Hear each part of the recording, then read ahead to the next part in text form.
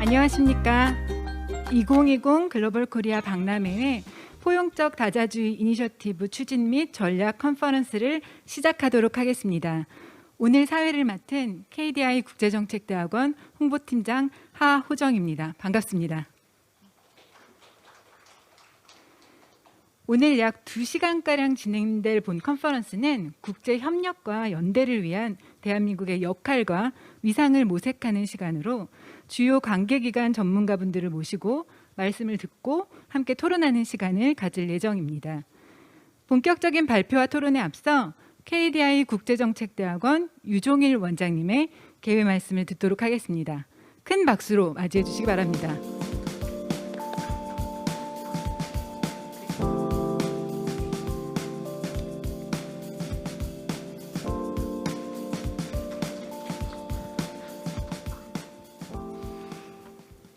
안녕하세요.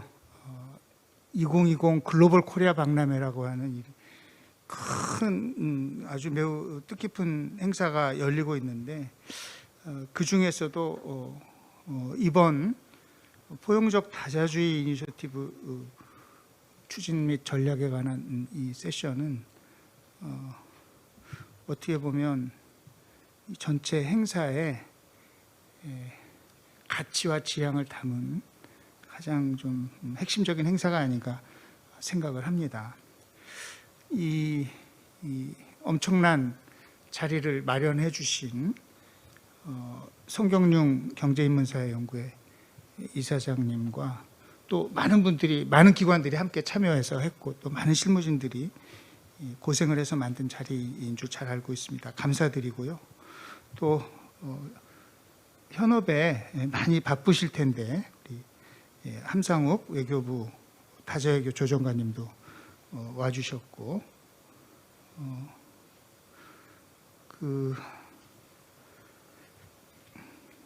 지금 우리 송경룡 이사장님한테 좀 한 말씀 드려야 될 것 같아서 제가 그 개회사는 뭐 좀 하려고 했는데 그냥 짧게 말씀드리고 이사장님이 좀 한 말씀 하시면 어떨까 하는 생각도 듭니다.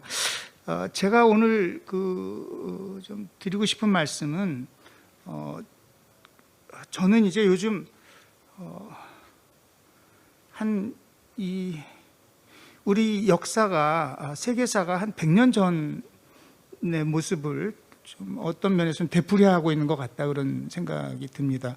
1918년 스페인 독감 그 팬데믹이 있었는데 지금 또 한 번 엄청난 팬데믹이 진행이 되고 있고 그때 그 1차 세계대전과 팬데믹을 겪으면서 그 이전에 턴 오브 더 센츄리죠. 19세기에서 20세기로 넘어가는 그 과정에서 사람들이 가졌던 역사의 진보에 대한 무한한 낙관 이것이 총체적으로 무너지고 그 이후에 이제 실존주의 철학이 등장하고 정치적인 혼란, 경쟁의 시대가 도래했었는데 우리도 한때는 1990년에 후쿠야마가 역사의 종언을 얘기를 했죠.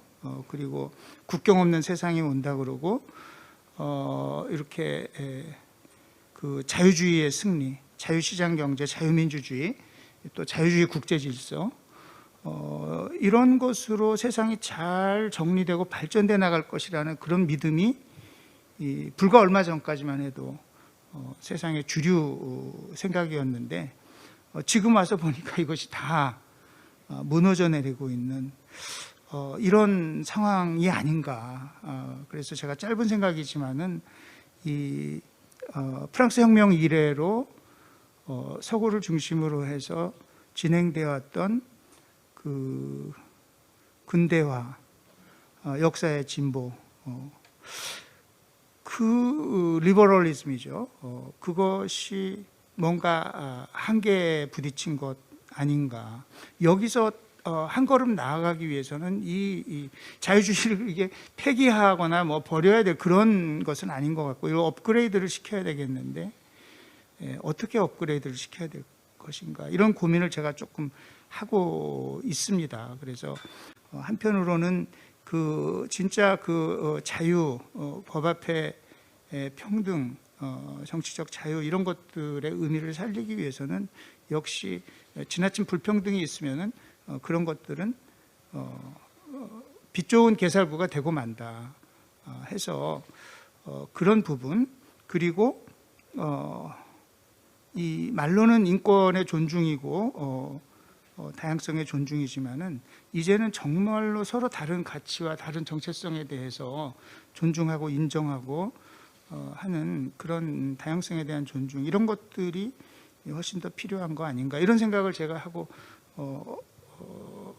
있었는데, 이 포용적 다자주의 이니셔티브 이거를 딱 그 얘기를 들으니까 그거를 다 통합한 개념이 바로 포용이고 포용적 다자주의가 아닌가, 이런 생각을 하게 됐습니다. 그래서 우리 이 대한민국이 뭐 나를 따르라라고 하는 것이 아니라, 대한민국이 이렇게 세계를 위해서 좋은 생각을 가지고 나름대로 열심히 기여하려고 하니 이걸 함께 합시다 라고 하는 그런 자세로 앞으로 우리가 그 외교의 방향을 설정을 하고 국제사회에 기여를 하고 또 국제협력을 촉진시켜 나가는 그런 역할을 한다고 하면 그 자체가 또 우리의 살 길을 확보하는 것이고 우리의 소프트 파워를 확장하는 것이 아닌가.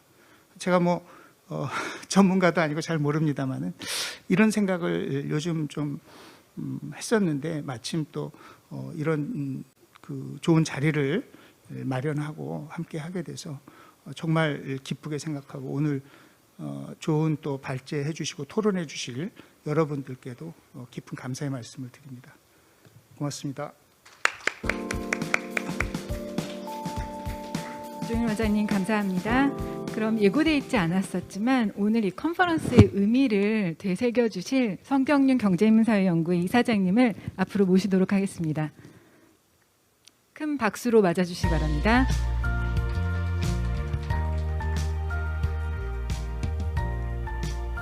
네, 여러분 반갑습니다.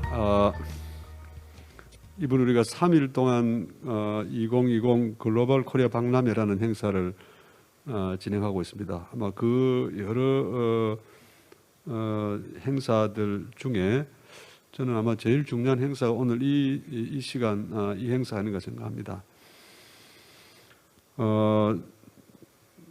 우리가 글로벌 코리아 포럼이라는 모임을 작년 여름부터 이제 시작을 했습니다. 그때 우리 인식은 해외 사업이 점점 많아지고 국제 협력이 점점 중요해지는데, 우선 우리 경사연 소속의 26개 기관이 해외 사업을 어떻게 하나 이렇게 봤더니 다 따로따로 이렇게 합니다.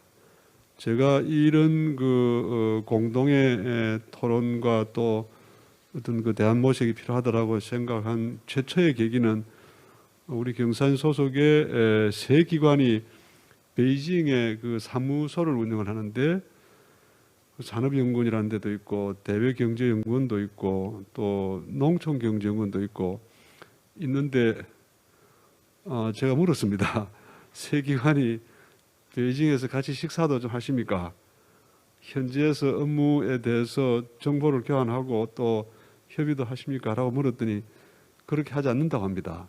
그래서 그렇다면은 우리 그 정부 산하의 그 공공기관이 한 340개가 되는데 여기도 반드시 그런 문제가 있지 않겠나 하는 그 생각 때문에 제가 코이카 이사장님도 만나고 제 동포자단도 만나고 코리아 파운데이션도 만나고 코트라 거의 뭐 한 10여 개 기관장님들을 다 일일이 다 만나보고 만날 때만 질문했습니다. 해외에 어떤 사업을 하십니까? 현지에서 이런 관련 기관들끼리 뭔가 좀 생각을 이렇게 교환하거나 협의하십니까? 거의 그런 답변을 듣지 못했습니다. 대개 이제 대사관 이런 데서 무슨 모임하면은 그때 이제 공식 행사할 때 서로 인사하는 정도고, 그래서 어쨌든 우리가 다 국민의 세금으로 이 기관을 운영하는데 어떤 일을 하는지, 또 서로 협력하면 어떻게 다른 일을 해낼 수 있는지, 이런 것들을 좀 고민하자고 해서 그 당시에 우리 지금 그 국무조정실장으로 있는 구윤철 기재부 차관, 또 이태호 차관 이런 분들하고 이런 얘기를 서로 나누었고, 어쨌든 우리가 정부 부처 또 공공기관 들이 중심이 돼서 서로 만나서 대화하고 토론하고 정보를 공유하는 것부터 한번 해보자라고 해서 이제 글로벌 코리아 포럼이 진행이 됐고요. 꽤 많은 그 모임을 하면서 우리 학자분들이 와서도 발표도 하시고 그렇게 했습니다. 그러다가 올해 이제 코로나 이 사태가 생겨서 아무것도 못하는 이제 그런 상황인데 우리가 그동안에 했던 일을 지난 시기에 각 기관이 했던 일을 와서 발표하고 또 토론하고 이걸 하다 보면 뭔가 우리가 공통으로 지향해야 될 가치가 무엇인지 또 우리 공통의 행동 원리가 뭐가 되는 게 좋을지 여기에 대한 길이 나오지 않겠느냐라고 이제 해서 오늘 이렇게 행사가 진행이 됩니다. 이번 어제 전체 개막식을 하면서 글로벌 코리아의 비전 선언문이라는 게 채택이 됐는데 제가 우리 이 분야의 전문가 세 분에게 비전 선언문 초안을 의뢰를 했습니다. 이 우리 김태균 교수님, 또 우리 김태한 교수님, 그리고 고려대학의 김선혁 교수님 세 분이 기초 작업을 했고 매우 그 내용이 충실하고 또 우리 모두가 공유할 수 있는 아주 훌륭한 그 비전 선언문을 준비를 해주셨는데 어제 그 내용이 어제 발표가 됐는데요. 거기에 뭐 여러 가지 내용이 나옵니다만은 핵심적인 키워드가 포용적 다자주의 이렇게 되어 있습니다. 오늘 이 행사에 제목이 되어 있는데 수많은 방송, 수많은 그 신문사에서 제가 하는 이야기는 별로 뭐 이렇게 많이 관심을 가지지 않고 포용적 다자주의가 무엇입니까? 이렇게 질문하고 그거 참 마음에 듭니다. 제가 부연 설명을 좀 했습니다. 다자주의는 단독으로 움직이는 일방주의나 양자가 움직이는 양자주의 이걸 넘어서서 국제관계에 모두가 다 주체인데 최대한 많은 국가들이 참여해서 동등한 자격으로 참여해서 공동의 규범을 설정하고 그 규범을 다 따르고 그래야 세계 평화가 오고 또 협력이 가능하고 하지 않겠느냐.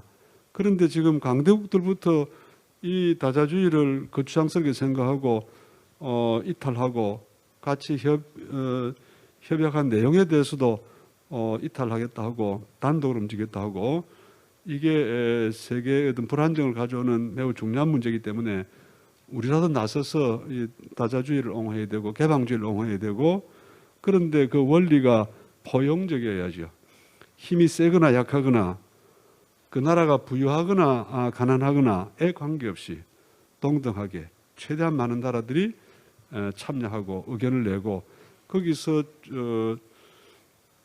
우리가 같이 합의할 수 있는 이런 그 내용들을 중심으로 세계가 개방되고 또 포용적이고 안정된 세계 질서를 만들 수 있는 그런 게 필요하다. 제가 그렇게 설명했습니다.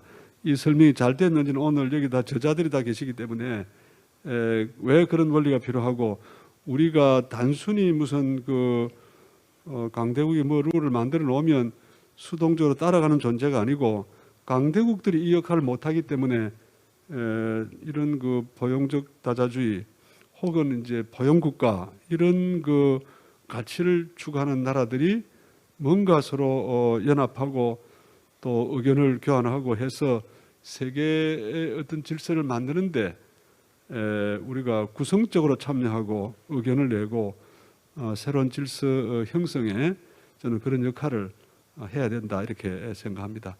어쨌든 그동안에 여기 있는 많은 학자들께서 글로벌 소프트 파워라는 주제로 여러 가지 연구를 이렇게 해주셨고 또 그걸 서로 발표하고 토론하고 우리가 이 박람회를 하는데 이론적 기초가 이렇게 됐던 그런 연구들이 많이 있습니다. 오늘하고 내일 이제 다 발표가 될 예정인데요. 그런 이론적 그 자원 위에 포용적 다자주의라고 하는 이런 새로운 원리가 지금 정립이 되고 있습니다. 어제 제가 그 비전 선언문 채택할 때 경위를 제가 설명했고 이거는 아직은 완성된 거라고 보지는 마시고 그러나 매우 좋은 이 선언문이 제안이 됐기 때문에 해외에서 우리가 국제 협력 사업을 할 때 이게 우리 정부와 그다음에 여기에 참여하는 공공기관 또 종사자 민간들을 모두에게 공동의 가치가 되고 우리 모두를 이끄는 공동의 가이드라인이 되고 저는 그렇게 됐으면 좋겠다. 그런데 아직은 지금 제한된 초기 단계니까 이거를 완성하는 것은 우리가 많은 토론을 통해서 좀 더 숙성시킨 가운데 점진적으로 완성해 나가는 그런 선언문이 됐으면 좋겠다. 그런 제안을 어제 했습니다. 많은 분들이 공감을 해주셨고요. 저하고 이렇게 자주 만나지 못했던 많은 분들이 그 개념에 대해서 대단히 훌륭한 원리다라고 의견을 보내주시고 어제는 또 마침 그 재외동포재단의 김성곤 이사장님이 이제 처음 최근에 이제 그 이사장이 교체가 됐는데 와서 저한테 감사하다는 저 문자를 보내면서 포용적 다자주의 짱 이렇게 해서 보냈습니다. 많은 분들이 공감을 하고 계신데요. 오늘 그런 내용에 대해서 좀 풍부하게 토론하고 또 제안도 많이 해주시기 바랍니다. 대단히 감사합니다. 네, 성경룡 이사장님의 뜻깊은 말씀 다시 한번 감사드립니다. 다음으로는 함상욱 외교부 다자외교 조정관님의 환영사 말씀이 있겠습니다. 큰 박수로 모시겠습니다.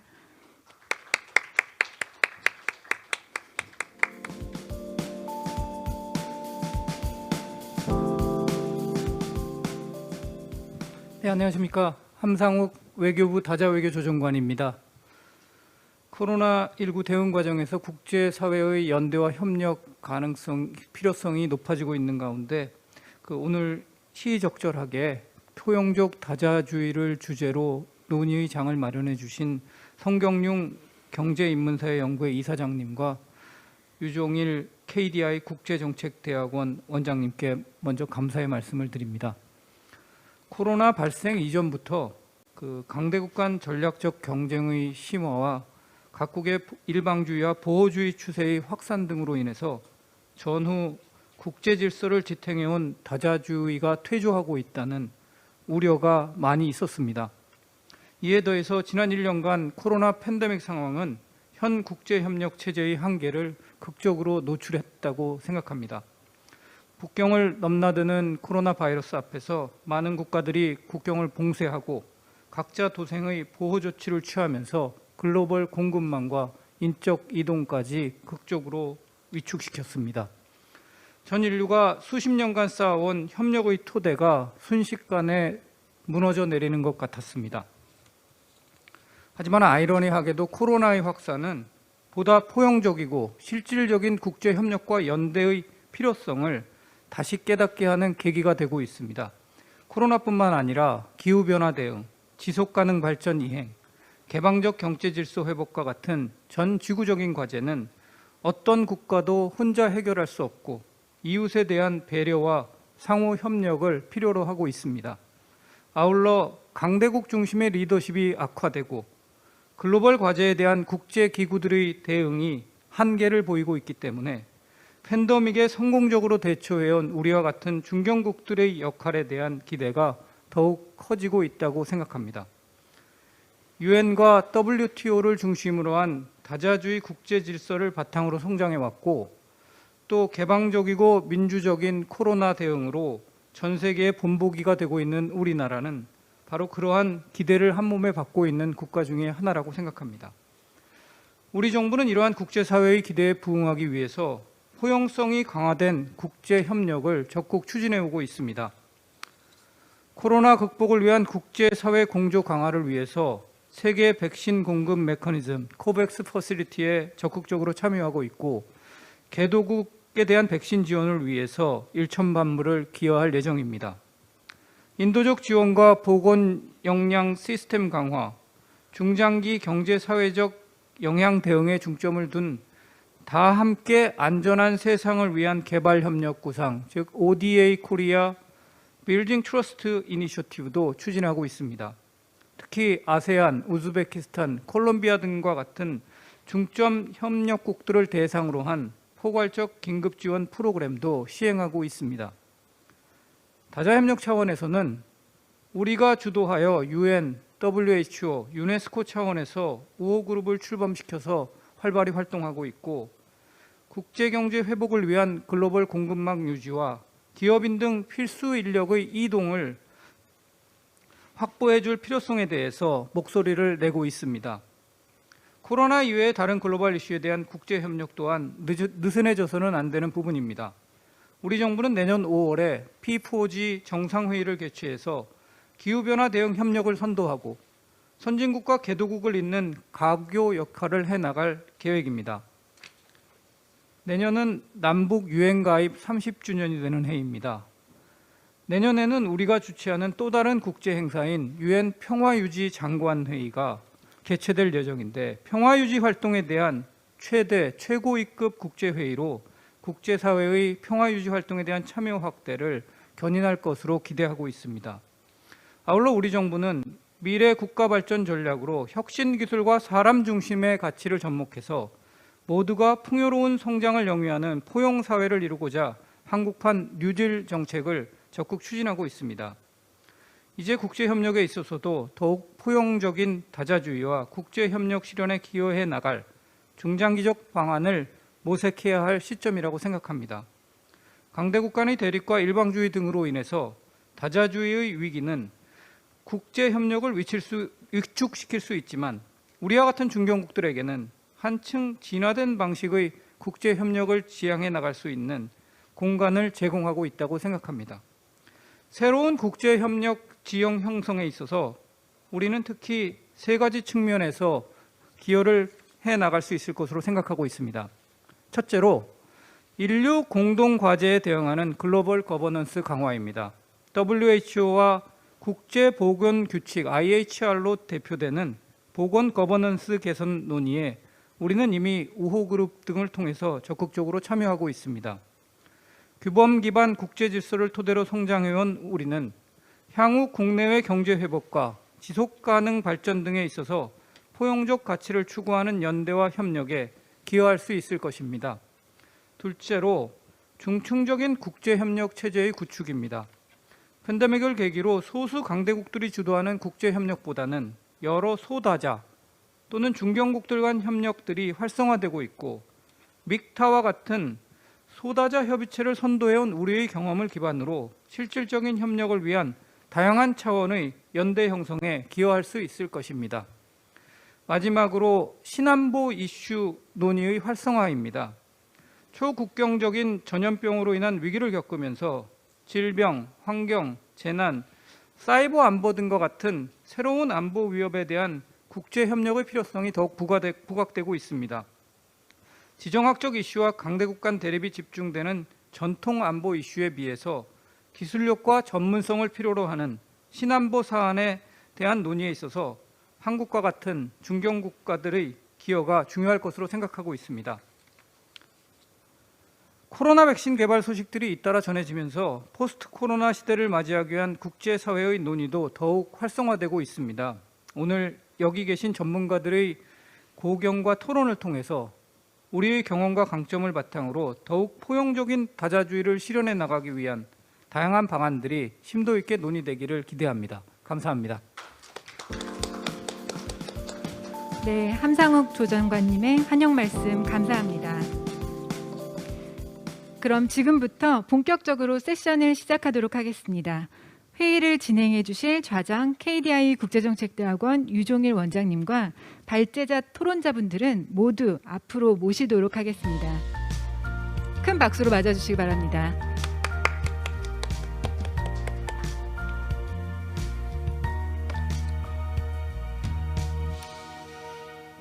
저희 코로나19 방역 수칙에 따라 발표 및 토론 중에도 마스크를 필히 착용해 주시기를 부탁 말씀드립니다.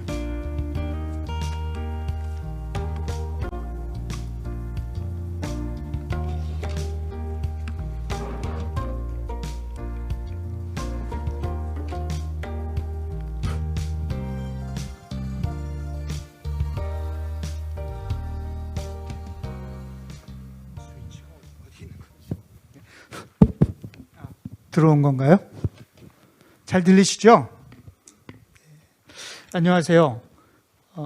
이제 본격적으로 이번 세션 발제 및 토론 진행하도록 하겠습니다.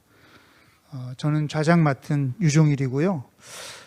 지금 세 분 먼저 발표를 듣고 그다음에 또 지정 토론 세 분에게 청해 듣고 그 후에 약간의 의견 교환을 할 수 있는 시간이 있었으면 좋겠습니다.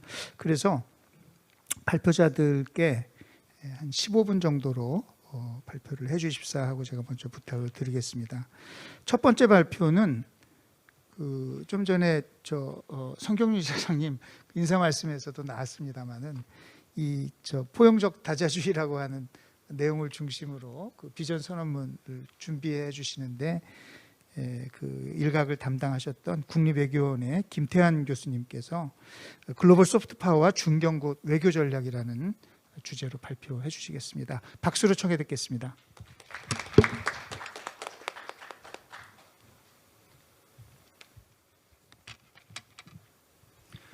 안녕하세요. 국립외교원 김태환입니다. 오늘 이렇게 시간을 주셔서 대단히 기회를 주셔서 감사드리고요. 제가 오늘 말씀드리고자 하는 주제는 글로벌 소프트 파워와 한국의 중경국 외교 전략.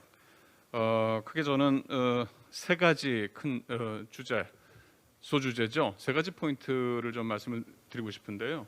첫 번째는 일단 중경국에 대해서 굉장히 많은 여러 가지 다양한 견해들이 있기 때문에 일단은 제가 인식하는 중경국이란 뭐냐, 중경국 외교란 과연 뭘 의미하는가 간단히 말씀드리고, 그 다음에 이제 한국의 중경국 외교가 과거에 어떻게 했고 어땠고 그 현재 어떠한 그런 과제들을 직면하고 있는가 하는 문제점, 그리고 마지막으로 한국 중경국 외교의 방향성에 대해서 제 개인적인 의견을 말씀드리는 순서로 그렇게 진행을 하겠습니다. 여러분 다 아시다시피 오늘 앞에서 성경윤 이사장님, 유정일 원장님, 함상욱 다자장관님 말씀하셨지만 코로나 올해 참 코로나가 아직도 코로나 위기로 굉장히 큰 어려움을 전 세계가 어려움을 겪고 있는데, 저는 이렇게 생각합니다. 코로나 위기에 대해서 굉장히 이 근본적인 세계 질서 자체가 확 달라질 것이다라고 하는 그런 견해도 없지는 않은데, 제 개인적인 생각은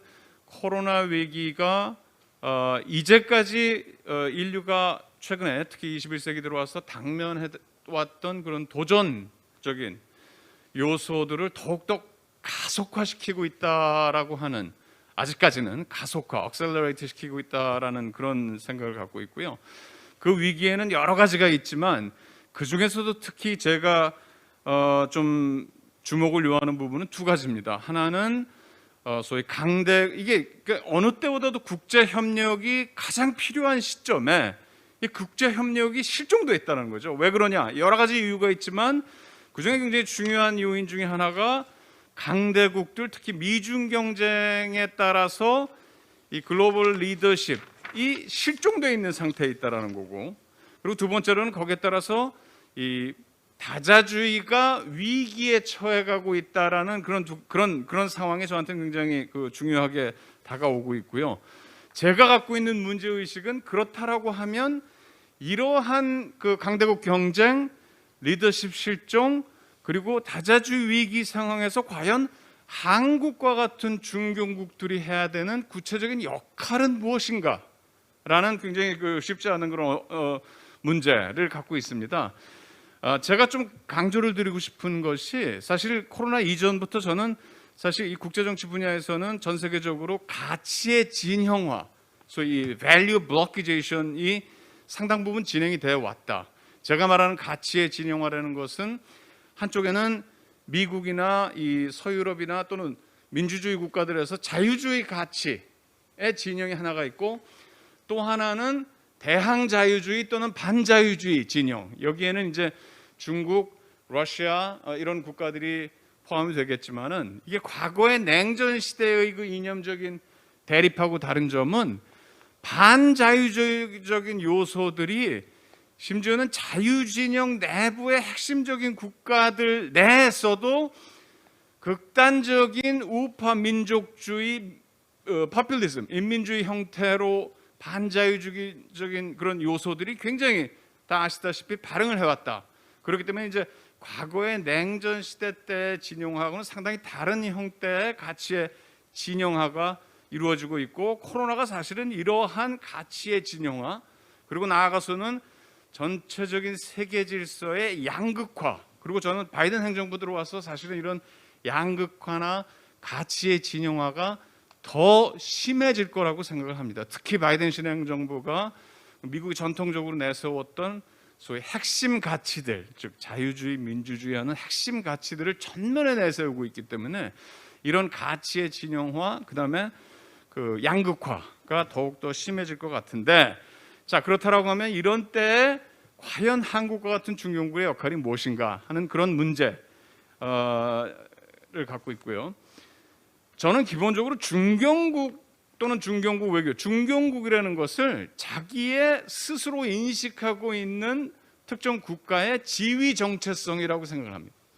자기 스스로 나는 중견국이다라고 인식한, 나는 강대국이다라고 인식하는 지위 정체성인데, 내가 암만 주장을 해도 그게 말로만 해서 안 들어주니까 중견국 외교를 통해서 내가 인식하고 있는 지위 정체성을 국제사회에서 객관적으로 인정받으려고 하는, 그 지위를 객관적으로 인정받고자 하는 모든 외교적 활동을 저는 중견국 외교라고 그렇게 이해를 하고 있고요. 자, 그렇게 봤을 때 중견국 외교는 중견국 지위 정체성을 지니고 이를 외교적인 구체적인 역할을 통해서 국제사회에서 그 지위를 인정받음으로써 객관화시키고자 하는 외교라고 봤을 때는 네 가지 요소가 굉장히 중요하다고 봅니다. 첫째는 일단은 중견국이라는 물리적 능력, 즉 주로 중요하게는 군사적이고 경제적인 그런 중견국으로서의 능력, 그게 첫 번째고요. 두 번째는 자기 스스로가 나는 중견국이다라고 하는 스스로의 인식, 지위 정체성, 자기 그 셀프 이미지가 되겠죠. 그게 그런 인식이 두 번째 요소고, 세 번째는 이게 강대국가와 달리 그 소프트 파워, 하드 파워, 군사력이나 경제력도 물론 중요하지만 상대적으로 그거보다는 가치나 규범과 같은 소프트 파워를 상당히 중시한다라는 점에 특징이 있고, 마지막으로 중견국 외교, 즉 역할, 외교적인 역할이라는 측면에서는 다자주의, 이 글로벌 레벨하고 지역 차원에서의 그 다자주의, 적극적인 다자주의를 그 특징으로 한다. 혼자 하기는 상당히 어려우니까, 강대국이 아니니까 이런 네 가지 요소를 특징으로 한다, 이렇게 생각합니다. 이런 관점에서 봤을 때는 한국과 같은 경우에는 1990년 이제 그 외교부에서 발행하는 해마다 발행하는 외교복서를 보니까 1990년대 들어와서 우리 스스로의 중견국의 지위 또는 중견국의 역할에 대한 인식이 뚜렷하게 외교 백서에 드러나고 있습니다. 90년대부터. 이제 그러다 보니까는 이제 이러한 우리가 중견국이기 때문에 이걸 외교를 통해서, 중견국 외교를 통해서 동아시아, 동북아시아 또는 글로벌 차원에서 이 역할을 수행해야 된다라고 하는 것이 이제 외교 백서에 표출이 되고 우리 외교의 표현이 되고 있는데, 이게 90년대 이래로 이렇게 되었는데, 간단하게 말씀을 드리자면 오늘날 우리가 중견국 외교에서 당면하고 있는 현실은 이 글로벌 차원에서 상당히 잘하고 있습니다. 예를 들어서 글로벌 이슈들, 예를 평화 유지라든지 기후 변화라든지 이런 이제 글로벌 이슈들에 있어서는 상당히 잘하고 있는데, 문제는 뭐냐면 자원이, 외교 자원이 아무래도 제한된 외교 자원을 너무나 여러 가지 글로벌 이슈에 이렇게 분산을 시켜다 보다 보니까 과잉 확산, 즉 오버 스트레칭의 문제가 있다. 그다음에 두 번째는 뭐냐면은 동북아시아 지역에서는, 특히 동북아시아 지역에서는 미국, 중국, 일본, 러시아, 더더군다나 이제 북한이라는 존재, 이러한 행위자들이 한국에 대해서 예상하는, 기대하는 한국에 대한 역할과 우리 스스로 자리매김하고자 하는 역할하고 상당 부분 차이가 있기 때문에 동아시아 지역에 있어서, 특히 동북아 지역에 있어서 중견국 외교는 글로벌 차원에서만큼 그렇게 스무스하고 순탄하고 그만큼 성공적이지는 못했다라는 것. 그다음에 세 번째 제가 좀 그 현황으로서 말씀드리고 싶은 것은 이 국내적인 중견국 또는 역할, 중견국 역할 정체성에 대한 국내적인 합의가 상당히 좀 약하다라는 어떤 역할을 줘요. 예컨대 그 한미 동맹이라든지 대북 정책이라든지 이런 문제들에 있어서는 이 정부 행정 보수 정부냐 진보 정부냐에 따라서 상당 부분 의견이 좀 갈리는 측면이 있고, 여러분 다 아시다시피 정치권뿐만 아니라 한국 사회에서도 흔히 남남 갈등으로 얘기되는 것처럼 이런 중요한 이슈 분야에 있어서는 상당히 자기 정체성이나 역할 정체성에 대해서 아주 공고한 그런 컨센서스 합의에 이르지 못하고 있다 하는 이런 몇 가지 문제점들을 좀 지적을 할 수 있겠습니다. 마지막으로 제가 말씀드리고 싶은 게, 자, 그렇다라고 하면 지금 순간부터 한국이 나가야 될 중경국 외교의 방향성은 무엇이냐? 저는 이 비전처럼 멀리 내다봐야 할 것은 아까 이미 우리 성경윤 이사님께서 말씀을 해 주셨지만 포용적 다자주의라고 생각을 합니다. 왜 포용적 다자주의냐? 사실은 이 다자주의가 2차 대전 이래로 상당히 발전을 해왔는데, 제가 볼 때는 2차 대전 이래로는 상당히 그 협력적인 다자주의의 양상을 띠고 있었습니다. 그리고 이게 협력이 가능했던 것은 적어도 이 냉전의 와중에서 이 민주주의 또는 자본주의 진영 내에서는 자유주의라는 그런 가치나 원칙을 기초로 하는 기반, 공통의 기반이 있어, 원칙 공통의 기반이 있었기 때문에 상당히 협력적인 다자주의가 이루어졌었는데, 이게 90년대를 넘어가고 냉전이 끝나고 특히 2000년대 들어오면서 21세기 들어오면서 이게 제가 지금 명칭을 붙였지만 지금은 상당히 경합적인 다자주의 형태로 변화하고 있다. 이 경합 다자주의라는 그 원인에는 여러 가지 이유가 있습니다. 그러나 그 중에서 가장 중요한 것 중에 하나가 뭐냐면, 중국을 비롯한 신흥 국가들이 대거 국제사회에서 두각을 나타내면서 목소리를 높이고 자기네들의 지분을 주장하기 시작을 했다는 거죠. 그러다 보니까 같은 다자주의 내에서 과거처럼 일치된 가치나 원칙에 의해서 협력을 하기보다는 다자주의 내부에서의 그 이질적인 목소리가 높아지면서 상당히 분열적이고 또는 이 경쟁적이거나 경합적인 다자주의 양상을 지금은 보게 돼요. 지금 이 다자주의는 아주 대표적으로 UN 내부에서도 예외가 아닙니다. 자, 그렇다면 이러한 상황에서 특히 아까 제가 제일 처음에 말씀드린 것처럼 국제 질서의 양극화, 가치의 진영화가 진행이 되고, 따라서 국제 협력이 가장 필요한 시점에 실종되고 있는 상황에서는 포용적 다자주의, 인클루시브 다자주의, 즉 좌나 우나 자유주의나 대항자유주의, 반자유주의를 가리지 않고 이들을 같이 함께 아우러서 다자주의를 통해서 국제 협력을 만들어낼 수 있는 그런 포용적 다자주의가 필요하다. 이런 것이 상당히 중요한 우리 그 중경국 외교의 지향점이 되어야 돼요. 그래서 첫 번째는 제가 볼 때는 한국의 중경국 외교의 첫 번째 방향성은 중도국으로서의 중경국, 즉 어느 한쪽에 편을 들지 않고 엄정하게 임파셜하게 중도적인 입장, 미들 오브 더 로드죠, 을 취하는 그런 중도국으로서의 중경국. 예를 들자면 이런 겁니다. 지금 그 현재 그 국제 질서를 좀 단순화시켜서 두 가지 로직, 즉 지정학적 로직과 그림에 보시는 것처럼 다자주의 로직, 그다음에 하나는 자유주의 질서를 수호하는 것과 자유주의 질서의 개혁, 이런 식으로 좀 그 러프하게 나눠 보면은, 제가 지금 그림에서 보여드리는 것처럼 사실 이거 제 사례 연구를 통해서 도출한 건데요.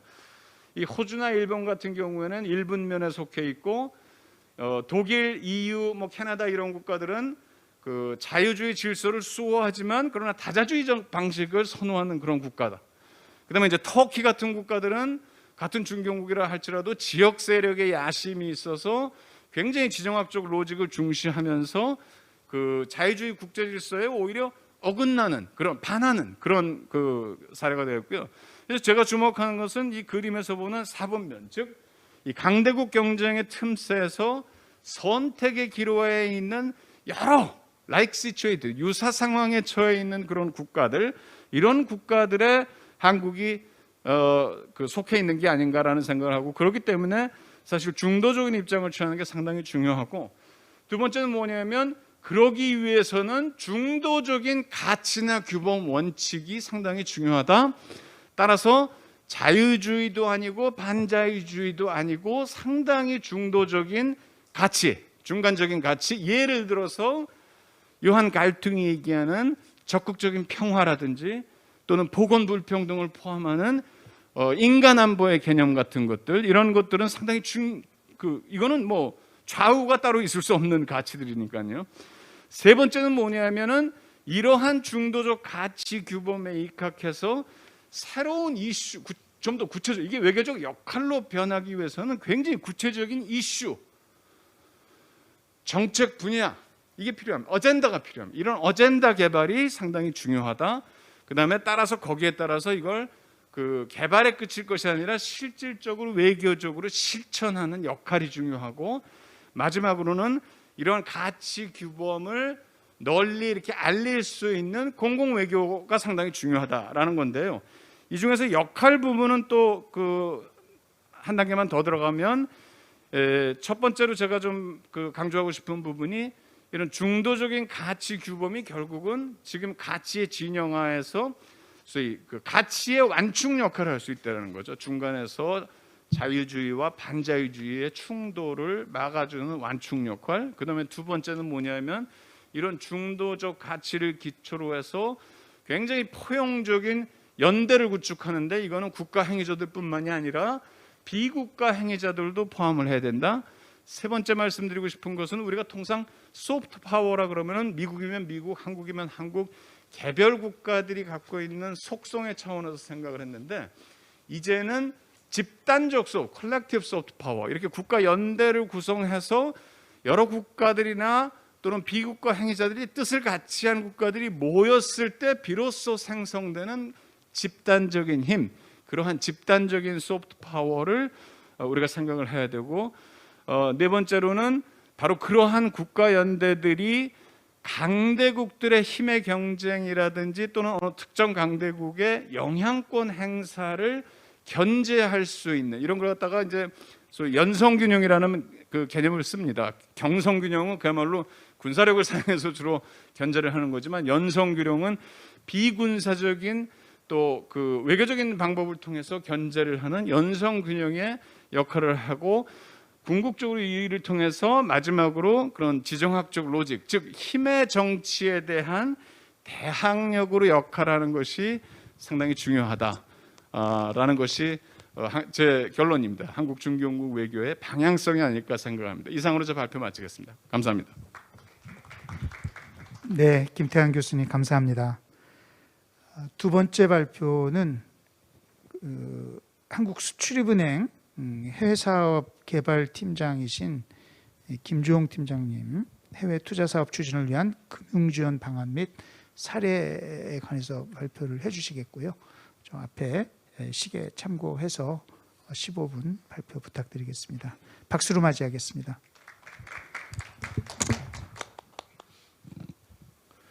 네, 안녕하십니까. 수출입은행 김주홍 팀장입니다. 오늘 같은 이런 의미 있는 행사에, 세미나에 수훈을 초대해 주셔서 감사드립니다. 아마도 제가 오늘 말씀드릴 내용은 상당히 좀 실무적인 내용이 될 것 같습니다. 그럼에도 불구하고 이 유관기관 간의 연대와 통합, 그리고 또 그러한 협력을 통한 통합적 국제 협력의 성과 창출이 이 글로벌 코리아 포럼의 목적이고, 또 그러한 목적과 포럼의 목적과 오늘 주제에 다소 부합하는 그런 내용들을 위주로 제가 좀 말씀드리도록 하겠습니다. 제가 준비한 자료의 앞부분은 저희 회사 은행 소개하는 자료라서 넘어가고요. 12페이지로 바로 가도록 하겠습니다.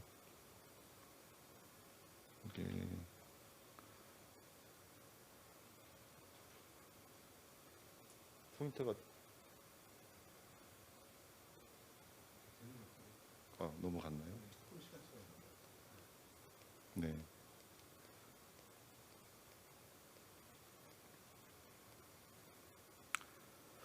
예, 제가 오늘 먼저 말씀드릴 내용은 최근의 시장의 동향과 주요 기관의 동향에 대해서 먼저 말씀드리겠습니다. 먼저 제이빅의 사례를 보면은 제이빅 같은 경우에 이 포트폴리오의 구성 요소를 보시면은 이 수출 금융에서 해외 투자와 관련된 그런 포트폴리오로 뭐 상당히 많이 전환이 됐습니다. 뭐 컬러가 조금 뭐 잘 안 보이실 수는 있겠습니다만 이 오렌지 컬러 이 부분이 이제 해외 투자와 관련된 대출인데 이것이 거의 64% 2017년 기준으로 그 이전과 비교를 했을 때 이 수출 금융은 상당히 많이 줄고 해외 투자 금융이 많이 늘었다는 것을 이제 볼 수가 있습니다. 그리고 이제 US 핵심을 보면은 뭐 최근에 이 뭐 그 미국과 중국의 그런 대립이 뭐 상당히 좀 격화되고 있습니다만은 이 금융 부문에서도 그 중국계 금융기관의 그 공격적인 그런 그 영업과 그런 그 프랙티스가 상당히 좀 다른 그 금융기관들의 그런 뭐라 그럴까요? 이 좀 위협의 대상이 된다고 할까요? 상당히 좀 그런 부분에서 기존에 있는 그 OECD 이 회원국들과 또 거기에 주로 구체적인 수출 금융을 실행하는 ECA들이 중국 금융기관들의 그러한 그 프랙티스에 대해서 뭐 많은 컨설이 있는 것이 또 사실입니다. 그런 차원에서 이제 미국에서 DFI인 DFC를 작년 12월달에 이제 출범을 했고 미국 수은에서 작년 12월에 그 중국의 그런 그 공격적인 금융에 대응하기 위해서 차이나 프로그램이라는 것을 또 도입을 했습니다. 이 차이나 프로그램의 내용을 뭐 간략히 말씀드리면은 중국의 금융 조건과 대등한 금융 조건으로 대출과 보증과 보험을 제공하겠다는 겁니다. 뭐 잘 아시는 바와 같이 OECD에 가입한 회원국들이 모여서 만든 수출 신용 협약이라는 것이 있습니다. 그 수출 신용 협약의 주요 내용은 주요 금융 조건인 금액과 금리와 기간에 대한 제한을 가하고 있습니다. 그러나 이제 중국은 OECD 회원국이 아니다 보니까 그 수출 신용 협약과 뭐 무관하게 이렇게 이제 금융을 주고 있는데 이 US 핵심에서 도입한 이 차이나 프로그램이 그런 그 중국 금융 기관에 매칭할 수 있는 그런 프로그램을 이제 도입하겠다는 겁니다. 매칭을 하기 위해서는 이제 OECD 회원국들이 정한 수출 신용 협약에서 그 매칭에 관한 그런 절차들을 두고 있는데 그 매칭 절차를 좀 간소화하고 좀 효율적으로 할 수 있는 것을 또 지금 미국에서 굉장히 많이 주장을 하고 있고 또 EU 측에서도 이 기존의 OECD 수출 신용 협약이 상당히 경직돼 있다. 이것을 좀 큰 틀에서 좀 바꿨으면 좋겠다 하는 그런 것들을 좀 또 제안하고 있습니다. 뭐 DFC에 대해서는 제가 뭐 간단히 아까 설명을 드렸습니다만 기존에 있는 이 US 엑심 미수은과 좀 다른 점은 그 미국의 인터레스트가 없더라도 지원할 수 있다는 거 그리고 대출 보증 보험 같은 이런 전통적인 수단 이외에 지분 투자와 FS나 기술 지원 같은 것도 지원할 수 있도록 하는 굉장히 좀 이렇게 여러 가지 그 지원 수단이 다변화되고 열려 있다는 것이 좀 차이점이 되겠습니다. 그리고 이제 카나다 EDC나 사체나 뭐 또 UKEF나 이런 그 유럽의 ECA들도 최근의 트렌드는 자국산 컨텐츠를 강조하기보다는 이것이 자국의 이익에 얼마나 기여하는 것인가를 기준으로 프로젝트를 보고 금융 지원의 타당성을 판단하고 있습니다. 그렇게 추진되는 이유는 지금 이제 그 기자재의 소싱이 굉장히 이제 글로벌화되고 있다 보니까 자국산에서 생산되는 또 그 자국산을 수출하는 거래만을 지원한다고 했을 때는 지원할 수 있는 그런 품목이나 금액이 상당히 줄어들기 때문에 투자 뭐 예를 들어서 카나다나 뭐 이탈리아도 마찬가지입니다. 한국의 경우에도 지금 해외 투자가 많이 일어나고 있고 아까 그 제이빅의 사례도 보면 일본도 지금 해외 투자 관련된 대출이 많기 때문에 이제는 더 이상 자국산 컨텐츠를 중점으로 보기보다는 글로벌 소싱의 관점에서 보고 그 프로젝트가 얼마나 국익에 기여하는가를 보는 것이 최근의 ECA들의 동향이 되겠습니다. 시장 동향을 뭐 간략히 말씀드리겠습니다.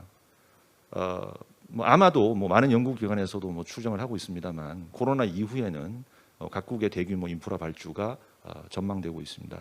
특히 이제 개도국 같은 경우에는 정부의 재원이 많이 없고 또 저희가 현지에 가서 뭐 재무부라든가 이런 정부 기관들을 많이 만나보면은 외자 도입을 한도를 상당히 철저히 관리를 하고 있고 또 그런 차원에서 재무부나 이런 중앙 정부에서 보증서를 지원하는 것에서도 이제 굉장히 좀 컨선이 많습니다. 이제 자연스럽게 이제 그러한 그 방향들이 좀 이렇게 결합이 돼서 정부 재정 사업보다는 민자 방식의 저런 PPP 프로젝트의 발주가 상당히 증가할 것으로 예상되고 있고 또 뭐 지금 현재로서도 민자 방식이 많이 늘어나고 있습니다. 뭐 이런 추세에 따라서 기업들도 과거에 단순 이 도급 수주 전략에서 벗어나서 투자 사업으로 전환하는 것을 많이 모색하고 있습니다. 뭐 해외 건설 협회에서 매년 해외 건설 플랜트 수주 실적을 이제 저희 통계를 발표를 하는데 뭐 기존에는 이 발전을 제외하고는 사실 투자 개발용 사업의 수주가 많지 않았던 것이 사실입니다. 그러나 이제 중동이나 이런 데서 한국 건설사들이 굉장히 많이 손실을 기록을 했고 뭐 거기에 따른 어떤 교훈과 이런 최근의 시장 동향과 이런 것들이 이제 결부되면서 이제는 단순 도급 위주의 수주보다는 투자 사업 위주로 전환을 모색하고 있습니다. 그 유럽의 스칸스카라든가 이런 그 글로벌 건설사들을 보면은 영업이익에서 투자 사업의 비중이 상당히 큰 비중을 차지하고 있습니다. 이미 그런 유럽 건설사들은 빨리 이 투자 사업으로 전환을 했고 또 현지화 전략을 적극적으로 추진했기 때문에 지금 그 한국 건설사들이 그런 유럽 건설사들을 상당히 많이 벤치마킹을 하고 있다 이렇게 생각이 됩니다. 그다음에 이제 아국 컨소시엄이 가지고 있는 그런 문제점이라고 할까 이런 부분 좀 말씀드리면 분명히 이제 투자 사업을 하고 저런 그 PPP 프로젝트가 많이 발주가 되기 때문에 그런 프로젝트를 많이 수주하고 싶은 것이 사실입니다. 그럼에도 불구하고 이 사업을 그런 그 투자 사업을 하기 위해서는 운영 실적이 있어야 되는데 한국 건설사는 대부분 운영 실적이 없습니다. 그 운영 실적은 시공 실적만 있지 운영 실적은 없고 운영 실적은 대부분 인프라 공기업들이 대부분 가지고 있습니다. 그래서 이제 입찰 자격을 충족을 하기 위해서는 그 공기업이 컨소시엄 구성원으로 참여를 하던가 아니면 그 운영 실적이 많은 금융기관이나 외국 기업과 이제 컨소시엄이 구성이 돼야 되는데 한국의 사례만을 놓고 보면은 공기업이 뭐 예타 지금 500억에 이제 걸려 있고 지금 이제 뭐 1,000억으로 늘리는 안이 이제 지금 추진되고 있습니다만 어쨌든 예타 그리고 또 지금 해외 사업을 공기업들이 해본 경험이 그렇게 많지가 않기 때문에 여러 가지 이유로 좀 해외 투자에는 소극적인 그런 현실입니다. 그리고 이제 민간 건설사들의 경우에도 건설사가 지금 보유하고 있는 그 대형 건설사도 그렇습니다만 그렇게 현금 유동성이 그렇게 풍부하지는 않습니다. 건설사들의 정책을 들어보면은 뭐 EPC 마진 범위 내에서 투자할 수 있다 이런 정책을 가지고 있는 그런 또 기업들이 많기 때문에 뭐 이런 점을 또 감안을 하면은 특히 이제 대형 사업의 경우에는 주주 구성이 잘 안 되는 것이 또 현실입니다.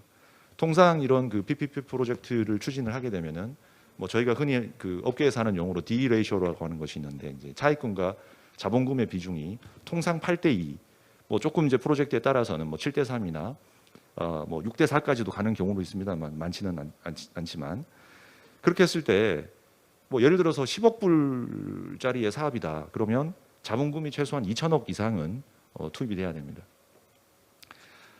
그런데 이 지금 공기업도 그렇고 또 주로 참여하는 그 건설사들도 그렇고 그 자본금을 투자할 수 있는 여력이 충분치가 않기 때문에 한국 컨소시엄이 주도적으로 주주 구성을 하기가 쉽지만은 않은 그런 상황입니다. 그리고 이제 그 현지 정부와 발주처와의 네트워크와 협상력이 좀 부족한 것이 또 현실이고요. 뭐 이런 상황에서 업계가 수은에 뭐 여러 가지를 이제 요구를 하고 있습니다. 뭐 그중에 대표적으로 현지 정부하고 발주처와의 협상을 좀 지원해 줬으면 좋겠다. 그리고 이제 수은의 해외 사업의 경험과 지식을 좀 공유해 줬으면 좋겠다. 그리고 아까 말씀드린 그런 지분 투자 이런 부분에서 수은이 초기에 지분 투자를 좀 확대했으면 좋겠다. 이런 그런 니드가 좀 많이 있습니다. 아까 앞에서 그 성 이사장님께서 해외 사업을 추진을 하다 보면은 여러 기관들이 이 각자 사업을 추진하고 그렇게 하고 있다는 말씀을 하셨는데 최근에 이제 뭐 이런 문제 인식이 있어서 꼭 그런 것은 아닙니다만 자연스럽게 이제 한국 기업들도 컨소시엄을 구성해서 사업을 추진하려고 하고 수은도 뭐 코트라라든지 카인드, 코이카, 해건협 이런 유관 기관하고 1대1로 정례 협의를 신설해서 하고 있고 내년에는 이 5개 유관 기관들이 모여서 오자 협의체도 이렇게 가동하는 것도 추진을 하고 있습니다. 이제 그 수은의 상품 관련된 상품에 대해서 제가 간략하게 소개를 좀 해드리고 마치겠습니다. 사업을 개발하는 단계에서 필요한 것이 이제 FS인데 저희가 금년에 FS 지원 제도를 도입을 했습니다. 그래서 6월 달에 1차로 사업을 선정하고 11월에도 2차 사업을 선정해서 총 11개의 사업을 선정을 했습니다. 시간 관계상 상세한 내용은 제가 말씀을 안 드리겠습니다. 다음은 저희가 추진한 그 사업개발 자문에 대해서 간략히 말씀드리겠습니다. 아까 그 업계가 가지는 그런 여러 가지 애로사항 중에서 발주처와의 면담이나 협상 여기 좀 부족하기 때문에 그런 부분에 대해서 수은의 지원을 많이 요청을 하는데 저희가 사업개발 자문을 통해서 발주처 면담도 지원하고 팀 코리아를 구성하고 또 그 팀 코리아의 어떤 그 대외 소통 창구로서의 역할을 수행하는 그런 역할을 하고 있습니다. 거기에 더불어서 당연히 상품과 뭐 이런 그 전반적인 금융을 코디네이션하는 그런 역할을 하고 있습니다. 저희가 이 사업개발 자문을 본격적으로 취급한 것은 뭐 약 한 2, 3년 정도 됩니다. 뭐 지금 건수는 많지 않지만 뭐 조만간 그 저희가 자문한 사업 중에서 실제 수주로 연결되는 그런 사업이 그런 성과가 나올 것으로 그렇게 예상하고 있습니다. 지금 현재 우선 협상자 상태입니다. 그다음에 이제 지분 투자입니다. 아까 제가 그 DFI도 잠깐 말씀드리면서 지금 그 여러 가지 그 정책 금융기관들의 트렌드가 FS와 기술 지원 그리고 지분 투자를 아우르는 그런 앞 단계에서부터 개발해서 자연스럽게 금융으로 연계되는 이런 것들을 많이 추진한다고 말씀드렸는데 수은도 뭐 그런 그 시장 상황 그리고 그 PPP 프로젝트 민자 사업으로 추진된 그런 사업을 지원하기 위해서 지분 투자를 좀 다각적으로 지원을 하려고 하고 있습니다. 이 사례는 이제 인도네시아 세망카 프로젝트인데요. 여기에는 이제 수은이 대주단으로서 론도 지원하고 FI로서 지분에도 참여한 그런 사례가 되겠습니다. 수출 금융은 제가 넘어가고요. 한국 기업들이 이제 해외 투자를 할 때 저희가 지원해 드리는 금융이 이제 해외 투자 관련 대출이 되겠습니다. 이 부분은 이제 한국 기업이 10% 이상의 지분을 보유한 현지 법인을 대상으로 저희가 대출을 해드리는 것이고 PPP 사업을 하게 되면은 이 프로젝트 컴퍼니가 구성이 되고 그 프로젝트 컴퍼니가 수은의 차주가 되는 그런 상품이 되겠습니다. EDCF는 잘 아시고 이제 EDPF라고 하는 지원 제도에 대해서만 소개해드리고 마치겠습니다. EDPF는 저희가 금년에 새로 도입한 어떤 신상품이라고 말씀드릴 수 있겠습니다. 이것도 ODA의 일환이고요. 이 재원은 EDPF의 재원은 수은 자금입니다. 다만 그 프로젝트의 금리와 실제 시장에서의 금리의 차이를 EDCF에서 보전하는 2차를 보전하는 그런 상품이 되겠습니다. 주로 이제 이 상품은 PPP 방식의 프로젝트에 여러 가지 형태로 좀 활용이 될 예정이고요. 제가 코로나가 있기 전에 작년에 이제 여러 군데 개도국에 갔었는데 그 개도국의 현지 정부와 발주처에서 이 EDPF에 대한 관심도가 좀 상당히 많았습니다. 저희 은행 안에서도 그 수은 자금과 저희가 또 정부로부터 수탁받아서 하고 있는 그 EDCF 그리고 또 새롭게 도입된 EDPF 그리고 또 저희가 새롭게 도입한 이 FS 이런 여러 가지 자금을 연계하는 그런 연계 지원 사업을 많이 발굴을 하려고 하고 있습니다.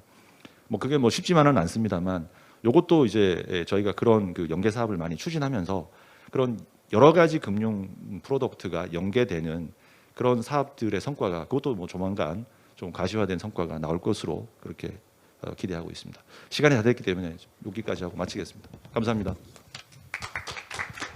네, 감사합니다. 세 번째 발표 듣겠습니다. 세계 선도국가의 비전과 전략, 인류 보편 가치와 세계 공익 기여. 엄청난 제목인데요. 그 서울대학교 김태균 교수님께 부탁드리겠습니다. 박수로 청해 듣겠습니다.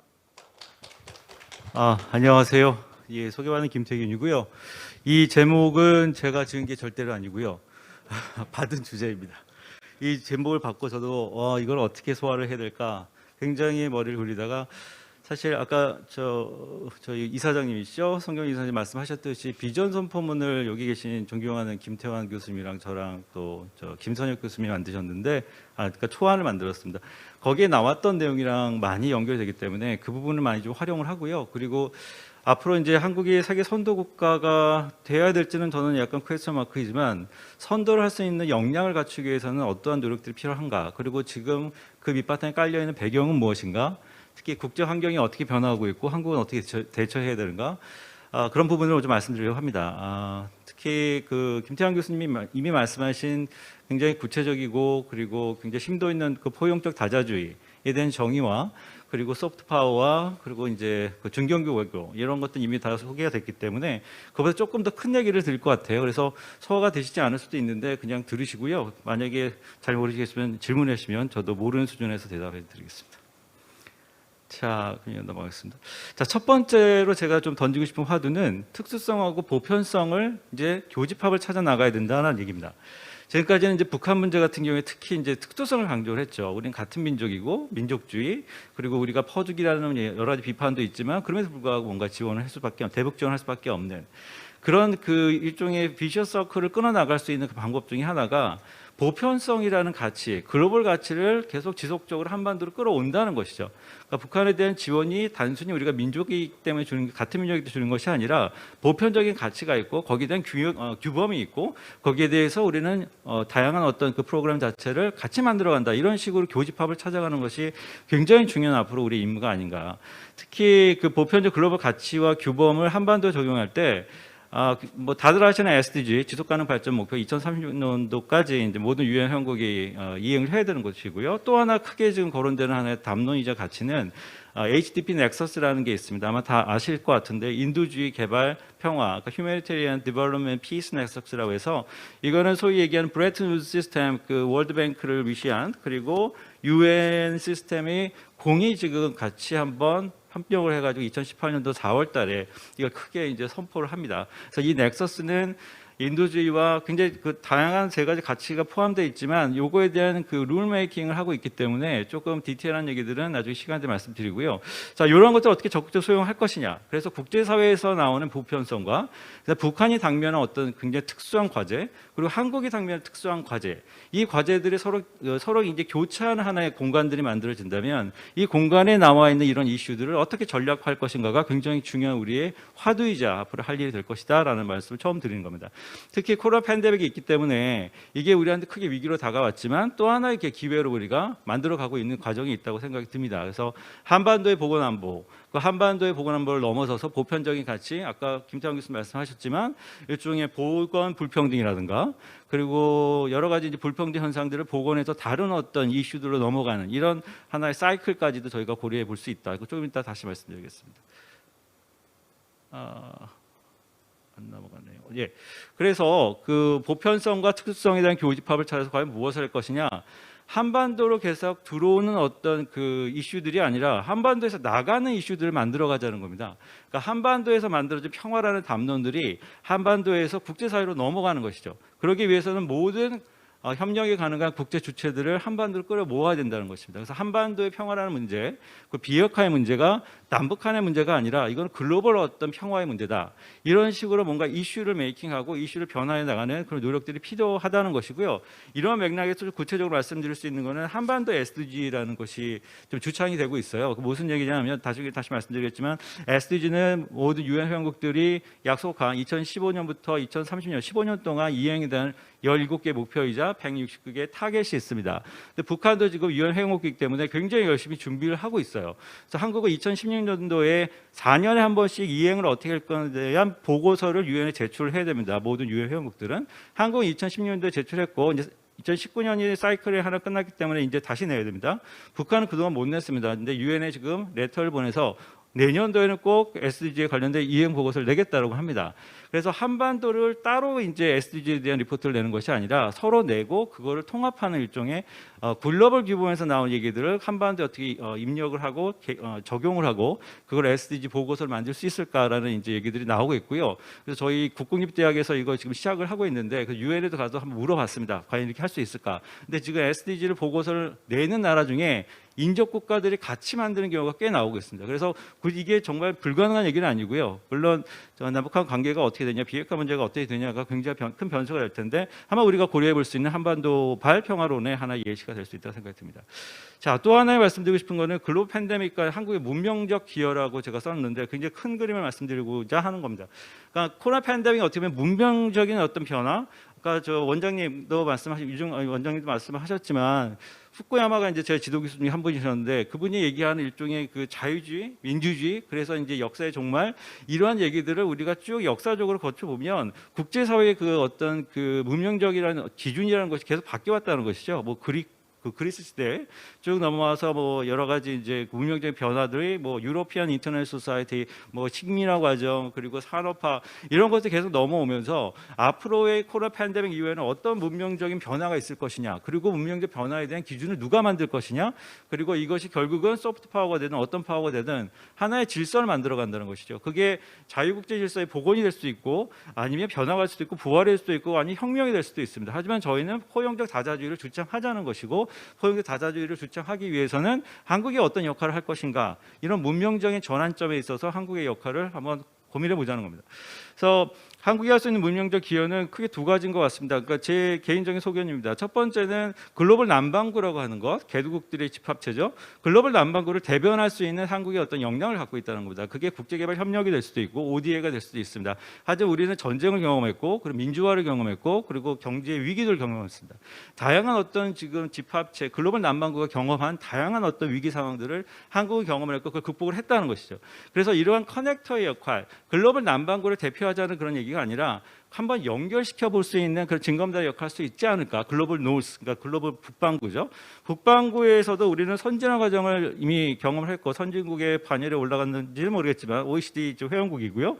그리고 기존 선진국의 어떤 발전 전략을 저희가 따라서 어떻게 보면 저희가 그걸 이용해서 하나의 경제 신화를 만들었다고 생각을 합니다. 그래서 선진국과도 소통할 수 있는 여러 가지 기제들이 이미 갖고 있어서 한국이 지금 움직일 수 있는 공간이 굉장히 넓어지고 있지 않은가. 그 얘기는 뭐냐면 코로나 팬데믹 때문에 소위 얘기하는 자유주의를 대표하는 미국이나 EU가 지금 결국 성곽 쌓기가 되든 뭐가 되든 자꾸 이제 국내 문제로 지금 복원된다는 것이고 다자주의에 대한 거 신경 쓸 여력이 굉장히 적어지고 있다. 그리고 글로벌 남반구도 마찬가지고요. 중국이 지금 글로벌 남반구에 엄청난 지금 ODA라고 얘기할 수 없지만 포린 에이드를 투자하고 있는데 그럼에도 불구하고 아프리카 국가들이나 몇몇 국가들은 굉장히 그거를 이 받기를 좀 거부하는, 그러니까 글로벌 남반구를 대표하고자 하는 중국이 지금 저의 어떤 글로벌 거버넌스를 움직이기는 좀 어렵다. 그렇다면 빈 공간을 차지할 수 있는 일종의 중견국, 소프트 파워, 그리고 우리와 같이 움직일 수 있는 예를 들어서 뉴질랜드라든가 호주라든가 그 믹타가 될 수도 있고요. 이러한 중견 국가들을 모아가는 소다자주의에 대한 아까도 말씀하셨지만 그런 부분을 활용할 수 있지 않을까라는 생각을 하고 있는 겁니다. 그게 바로 이제 백신 헤게모니를 떠나서 백신을 어떻게 글로벌 공공재로 만들 것인가, 공공재에서 넘어서서 보건안보에서 식량안보 그리고 다양한 안보에 대한 이슈 베이스로 넘어가서 전체 개발이라는 것, 그 발전이라는 것을 저희가 한번 얘기를 해볼 수 있지 않을까라는 생각에서 이런 말씀 드리고요. 그래서 이제 저희 그 비전 선포문을 보시면 5가지 비전 목표가 나옵니다. 그걸 제가 조금 더 디테일하게 설명을 드리고 제 발표를 마치는 게 좋을 것 같아서 조금 정리를 했습니다. 그래서 하나씩 제가 말씀드리자면 첫 번째가 이제 포용적 다자주의 중심의 신국제질서 구축입니다. 그래서 여기서 얘기하는 신국제질서 구축은 지금 이미 김태환 교수 말씀하셨지만 기존의 어떤 그 자유민주주의 아니면은 자유국제질서를 복원하자는 것이 아니라 어떤 새로운 어떤 가치와 그리고 그 새로운 가치라는 게 포용적인 가치를 우리가 덧붙여 나가면서 모든 국가가 동등하게 참여할 수 있는 그런 이제 공간과 소위 말하는 공공역을 확장하는 글로벌 수준에서 그런 얘기들을 저희가 하고 싶다는 얘기고요. 그래서 코로나 팬데믹이 지금 아까도 제가 반복해서 말씀드리지만 서구 선진국이 그 뭐 새로운 질서를 어떤 문명적인 어떤 기준을 창출하기에는 굉장히 어려운 상황이고 글로벌 남반구는 더더구나 지금 굉장히 어려운 상황이기 때문에 실질적으로 이 공간을 만들어가고 문명의 기준을 새로 세우고 그걸 보편화시키고 포용적으로 만들어갈 수 있는 주체들은 아마 한국을 비롯한 지금 중견국의 그 코로나 그 방역을 성공적으로 했던 나라들의 하나의 집합체가 아닐까라고 생각을 합니다. 자, 그런데 두 번째는 지속 가능 발전 목표 이행을 선도하자라는 것이 저희 비전 그 행동 원칙 중에 하나인데요. 그래서 아시다시피 SDG의 핵심 모토는 No one should be left behind입니다. 그래서 어느 국가 그리고 어떤 사람들도 뒤처져서는 안 된다. 그러니까 모든 17가지 목표와 169개의 어떤 세부 목표에 대해서 모든 사람들이 다 혜택을 받아야 되고 접근 가능성을 보장해야 된다는 것이죠. 그래서 자발적 국별 검토 아까 말씀드렸던 4년 주기로 이제 그 유엔에다 보고하는 것 그걸 저희가 좀 디테일하게 썼는데 북한도 2021년도에 이제 제출하겠다고 약속한 상태고 아까도 저 다자 조정관님께서 말씀하신 것 같은데요. 그 내년도가 사실 그 남북한이 유엔에 가입한 30주년입니다. 그래서 30주년 기념을 어떤 방식으로도 남북한이 화해할 수 있는 그리고 뭔가 협력할 수 있는 하나의 아이템을 만들어 간다면 그게 아마 한반도 SDG를 한번 제안하는 것도 좋지 않을까 하는 생각을 하고 있고요.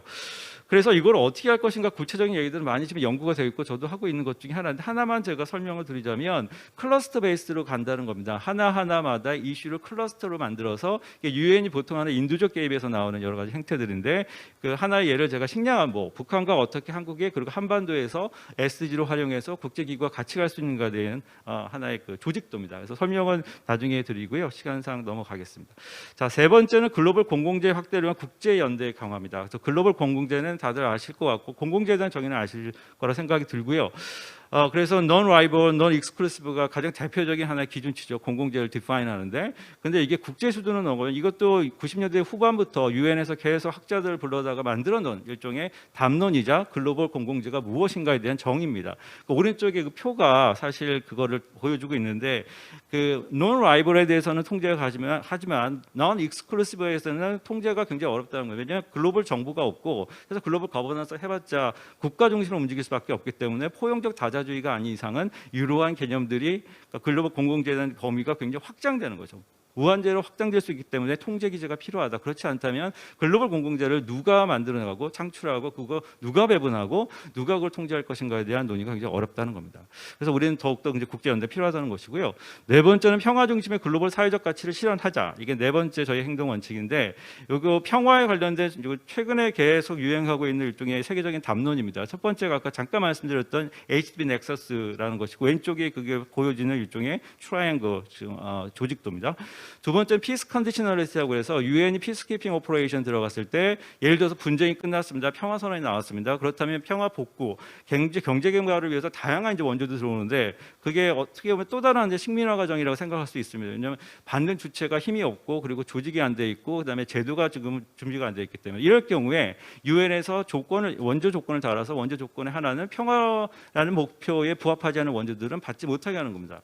이런 방식으로 정리하는 기제들이 있습니다. 그래서 이것도 한반도가 어떻게 될지 모르겠지만 한반도에 만약에 평화선언이나 종전선언이 나온 다음에 무작위적인 어떤 투자, 일본 자본이 들어올 수도 있고 중국 자본이 들어올 수도 있고 이런 걸 어떻게 통제할 것인가에 대해서는 뭐 지금부터 준비할 수 있다고 생각이 들어서 잠깐 말씀드린 거고요. 그다음에 최근에 유엔에서는 더 이상 Sustainable Peace라는 단어를 안 쓰고 Sustaining Peace라는 단어가 다 바뀌었습니다. 개념이.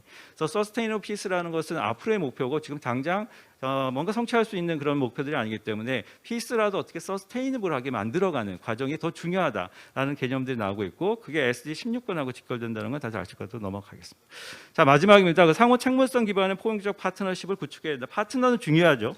포용적 다자주의에서 파트너가 없으면 사실상 유명무실하고요. 그렇다면 어떤 기준으로 포용적 다자주의를 만들어갈 것이냐. 그중에 하나 제가 보기에는 가장 중요한 조건이 책무성입니다. accountability입니다. accountability, 서로 책임을 지지 않는다면 사실상 파트너십이 무너질 수밖에 없고 파트너가 많아질수록 어떤 책임을 누구한테 떠넘기는 예를 들어서 버그패싱 이런 프로세스가 일어날 수밖에 없다는 것이죠. 그래서 accountability라는 것을 제도화하는 과정이 꼭 필요하다. 그렇지 않고서는 포용적 다자주의가 굉장히 그 기반 자체가 흔들릴 수밖에 없다는 것을 말씀드리려고 하는 거고요. 그걸 설명하는 그냥 간단한 게임 이론입니다. 그래서 그 리시피언 컨트리가 있고 사마리타는 이제 도너입니다. 그래서 도너는 두 가지 초이스밖에 없어요. 주거나 안 주거나. 받는 수원국은 그 받기 위해서 얼마나 많은 노력을 하냐, 아니면 적게 노력을 하냐. 근데 이제 그 페이오프를 보시면 그 다미넌 스트래티지, 그 도너는 항상 주는 것을 더 선호하게 될 수밖에 없다는 구조인데 그렇다면 리시피언의 입장에서는 도너가 계속 주네. 우리가 어떤 노력을 하든 간에 돈을 주는구나. 그렇기 때문에 이제 무작위적으로 뭔가 다른 어떤 이 퍼버스 인센티브 같은 게 발생할 수 있기 때문에 이걸 막기 위해서는 제도적인 장치가 필요하고 그 장치 중에 가장 중요한 거는 어카운터빌리티 기반한 제도여야 된다. 이것이 바로 포용적 다자주의를 움직일 수 있는 하나의 비클 역할을 할 수 있다고 저는 판단이 들어서 설명드리고요. 그리고 이거는 그냥 던지는 말씀이니까 신경 안 써도 될 것 같습니다. 그냥 5가지를 어떻게 좀 네이밍을 해보려고 했는데 전혀 도움이 안 돼서 일단 써놨고 그냥 던지는 말씀으로 생각하시면 될 것 같습니다. 네, 이상입니다. 감사합니다. 네, 수고 정말 많이 하셨습니다. 7초 마지막 남겨놓고 마무리를 하시네요. 내용이 굉장히 풍부하고 좋은 논점이 많이 담긴 것 같은데 그 시간이 충분치 않아서 조금 아쉬웠습니다만은 그래도 많은 생각할 거리를 준 것 같습니다. 지정 토론자 3분 모시겠는데요. KDI 국제개발협력센터의 안상훈 소장님, 또 숙명여대 글로벌 거버넌스 연구소의 최동주 소장님, 대외경제정책연구원 글로벌 전략팀 문진영 팀장님, 이 3분인데요.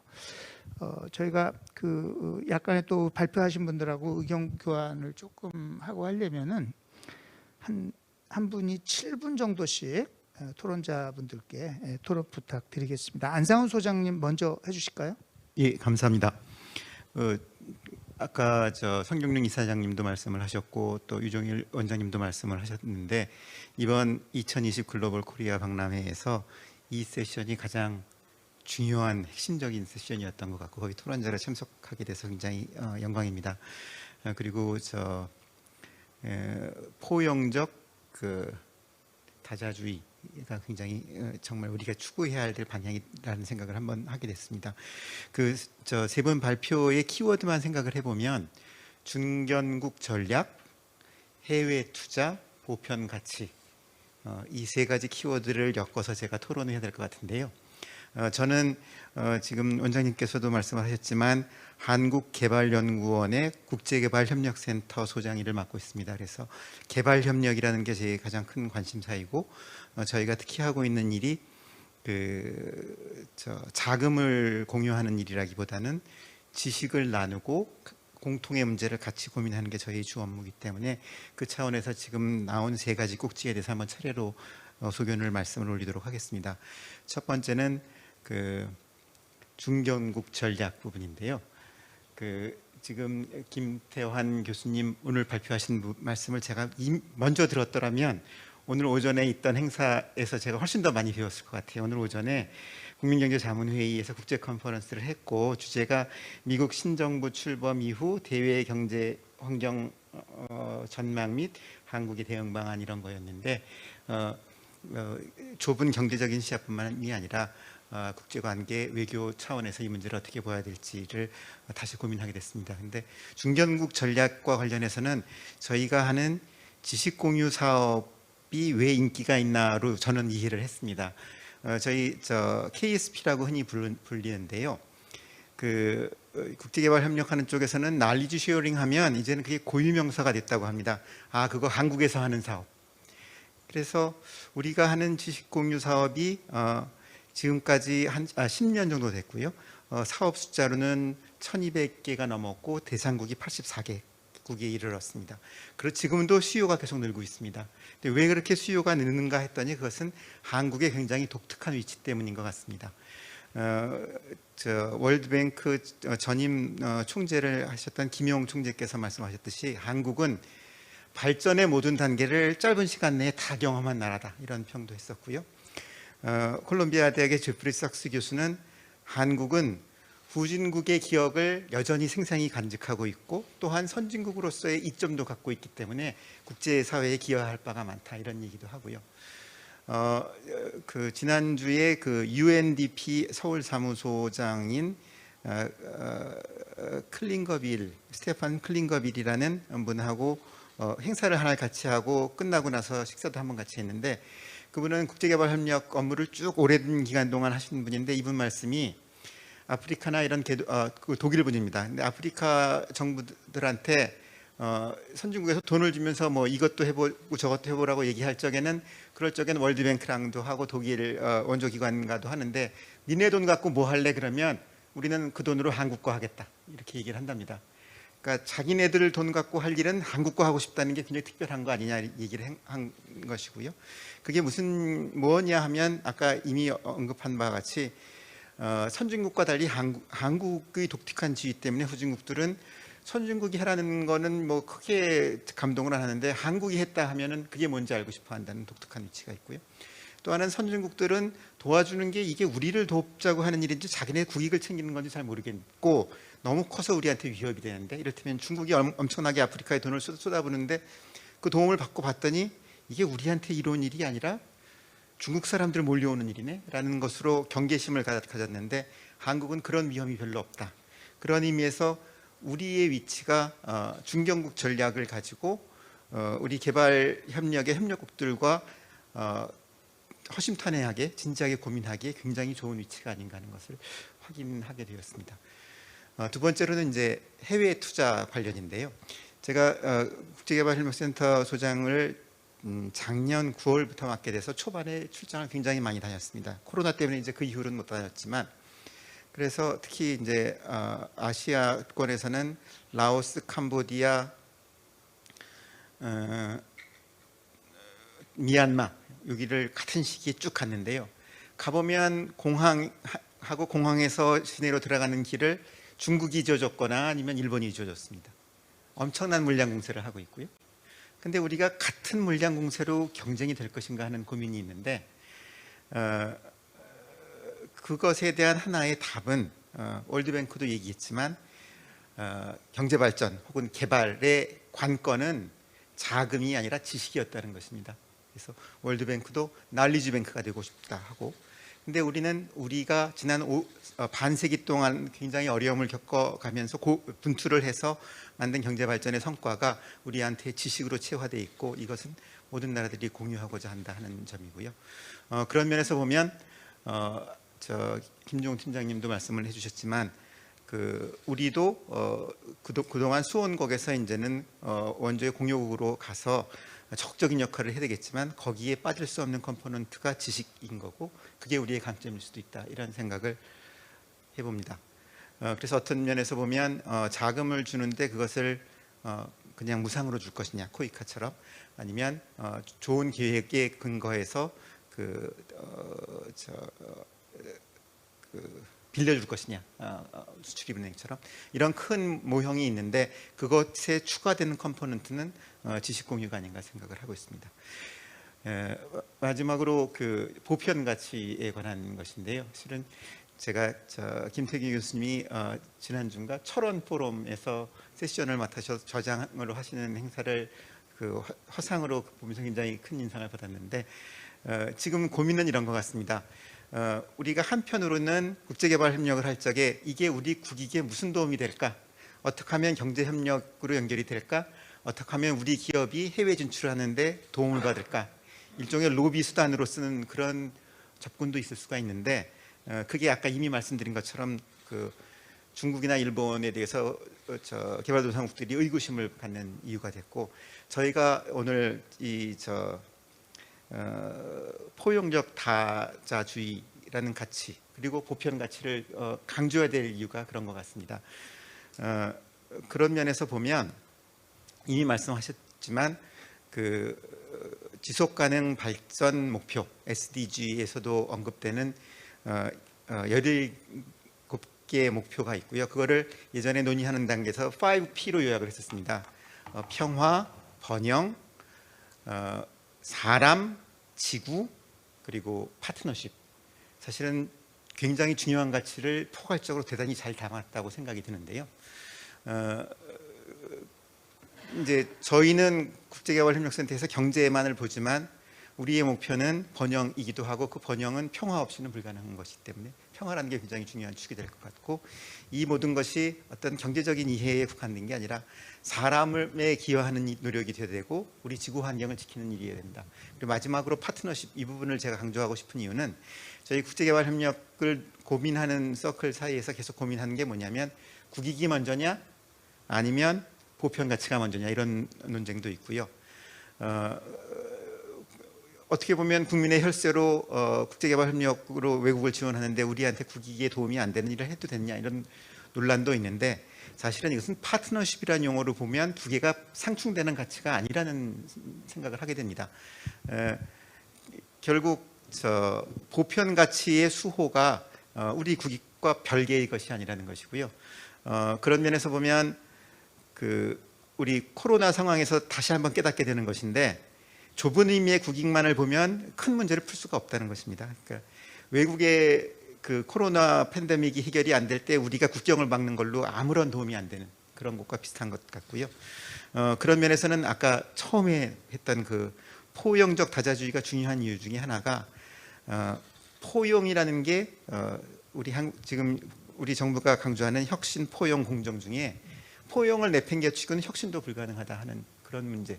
그런 면에서 파트너십이 강조돼야 되고 그런 면에서 보면 해외 투자를 강조하는 것과 보편 가치를 추구하는 것이 별도의 가치가 아니고 그런 면에서 우리는 중견국으로서의 굉장히 독보적인 위치가 있고 그것은 우리의 이점일 뿐만 아니라 국제사회가 우리에게 그 역할을 감당해 주기를 원하고 있지 않나 하는 생각이 들어서 오늘 글로벌 코리아 박람회의 이번 세션에서 굉장히 많은 것을 배워가는 것 같습니다. 감사합니다.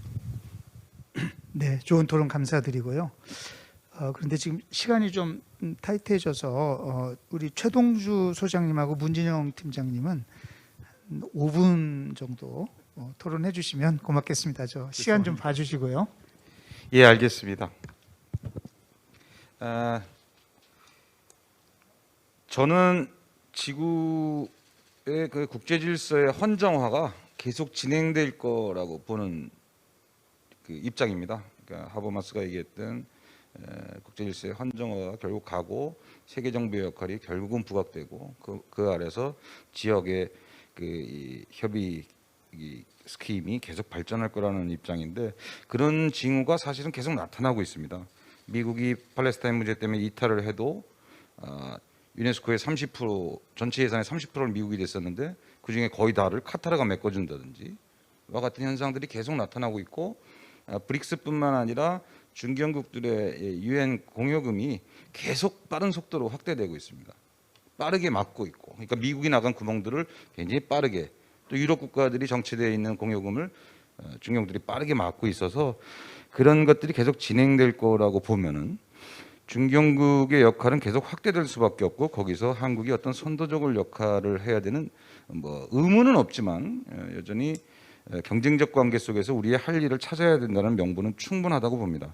그런데 굉장히 희망적인 것은 한국은 이미 지금 HDP 이제 넥서스에 대해서 계속 OECD와 이제 국제 유엔도 그렇고 강조를 하고 있는데 이미 저는 HDP에 한국이 상당히 가까워 왔다고 생각을 합니다. 첫 번째로는 우리가 주도했던 다자적 형태, 포용성을 지니는 다자 활동이 저는 G20이라고 생각합니다. 이거는 디벨롭먼트에 해당되죠. 파이낸스가 재정과 금융이 없으면 금융의 안정성이 확보되지 않으면 못하는 거니까. 두 번째로는 우리가 이 시큐리티 차원에서 안보 차원, 피스 차원에서 핵안보 정상회의를 한국이 이니시에이트했습니다.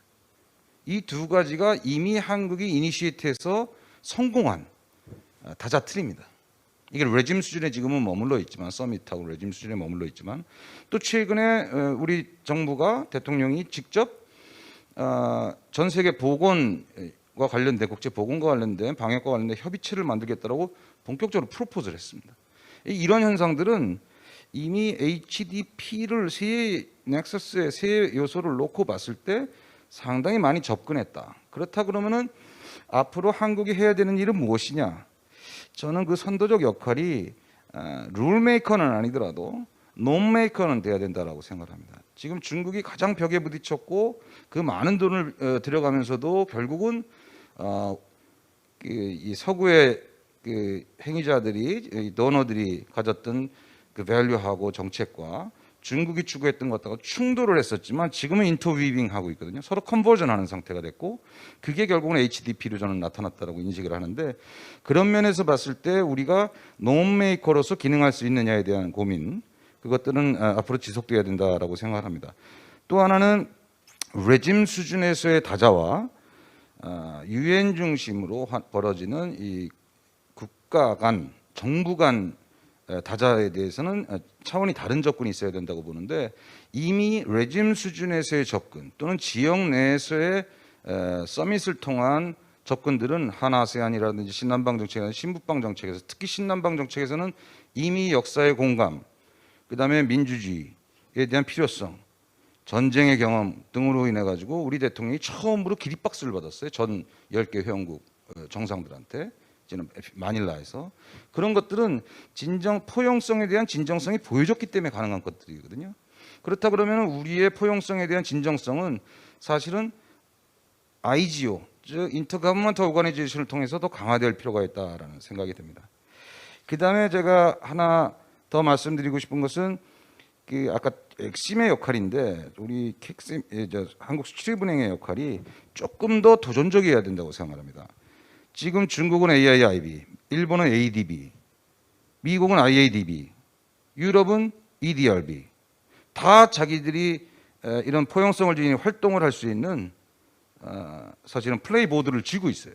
깔고 움직이는데 우리는 지금 없는 상태에서 하고 있기 때문에 앞으로 유상이 증대되는 것이 우리 현상이고, 유상이 계속 증대된다고 하면은 엑심의 역할은 저는 더 확대돼야 된다고 생각합니다. 그래서 엑심이 본격적으로 더 포용성이 강한 다자에 접근하는, 유상다자에 접근하는 전략을 구체화시킬 때가 됐다라고 저는 보여지고요. 마지막으로 하나 더 말씀드리면, 다시 한번 말씀드리지만, 포용적 다자주의에 대해서 한국은 굉장히 사실은 유리하게 다가와 있다. 그것은 이미 우리가 사무총장을 배출했고, 사무총장이 연임까지 했고, 그다음에 아까도 말씀드렸지만 G20, 그다음에 해관보 정상회의에서 우리가 할 역할을 했죠. 최근에는 또 아까 우리 다자정관 얘기했지만 내년에 PKO 장관회의를 한국에서 한다. 그러면은 핵과 관련된 좀 하드한 측면에서의 피스와 소프트한 측면에서 피스, 즉 피스 빌딩에 직접 들어가는 역할까지 하게 된다면은 상당히 많이 와 있다. 저는 이렇게 보여지고, 그런 면에서 논메이커로 갈 수 있는 구체적인 전략을 융합적으로 우리 기관들이 분석하고 연구하는 그런 숙제가 남아 있다, 이렇게 생각합니다. 감사합니다. 네, 최동수 소장님 감사합니다. 한 1시간 얘기를 들었으면 좋겠는데 또 이렇게 압축적으로 좋은 얘기 해주셔서 감사드리고요. 문진영 팀장님은 지금 우리가 화상으로 연결해서 말씀 듣도록 하겠습니다. 가급적 5분 정도로 코멘트 해주시면 고맙겠습니다. 네, 안녕하십니까. 저는 대외경제정책연구원의 글로벌 전략팀을 맡고 있는 문진영입니다. 오늘 이런 좋은 행사에 토론을 화상으로 또 참여하게 돼서 직접 가야 되는데, 아무튼 이렇게 화상으로 뵙게 돼서 대단히 감사하고, 뜻깊은 자리에 또 한 말씀 올릴 수 있어서 참 귀중한 시간인 것 같습니다. 앞서서 다 좋은 말씀들을 해주셨고, 전체적으로 보면 어떻게 보면 우리나라가 그동안에 겪어왔던 위상의 변화, 그 다음에 아프리카 우리가 국제사회에 무엇을 할 수 있는지, 더더군다나 코로나가 전 세계적으로 확산하면서 우리도 모르게 우리 나름의 위상이나 역할이 변화했다라는 것을 일반 국민들도 좀 더 쉽게 지각을 하는 상황에서, 앞으로 이렇게 포용적 다자주의든 어떠한 포용이든 어떻게 좀 더 이제 좋은 말로 이렇게 용어적인 표현입니다만, 어찌됐든 간에 우리가 그동안에 우리가 가진 경험과 장점, 이런 것들 우리가 좀 더 국제사회에 기여하고, 어떻게 하면 국제사회가 직면한 여러 과제에 우리가 참여할 수 있는지를 모색하고, 그것에 우리가 어떻게 참여해야 되는지를 앞으로도 계속 고민해야 되는 시점이 아닌가 싶고요. 그런 의미에서 사실 저희 팀도 이런 글로벌 도전 과제, 공통의 도전 과제를 어떻게 해결하고 선도적으로 나아갈 수 있는지를 연구하고 있는 팀입니다. 그래서 오늘 주셨던 말씀들에 대해서 저희도 상당히 관심을 가지고 있고요.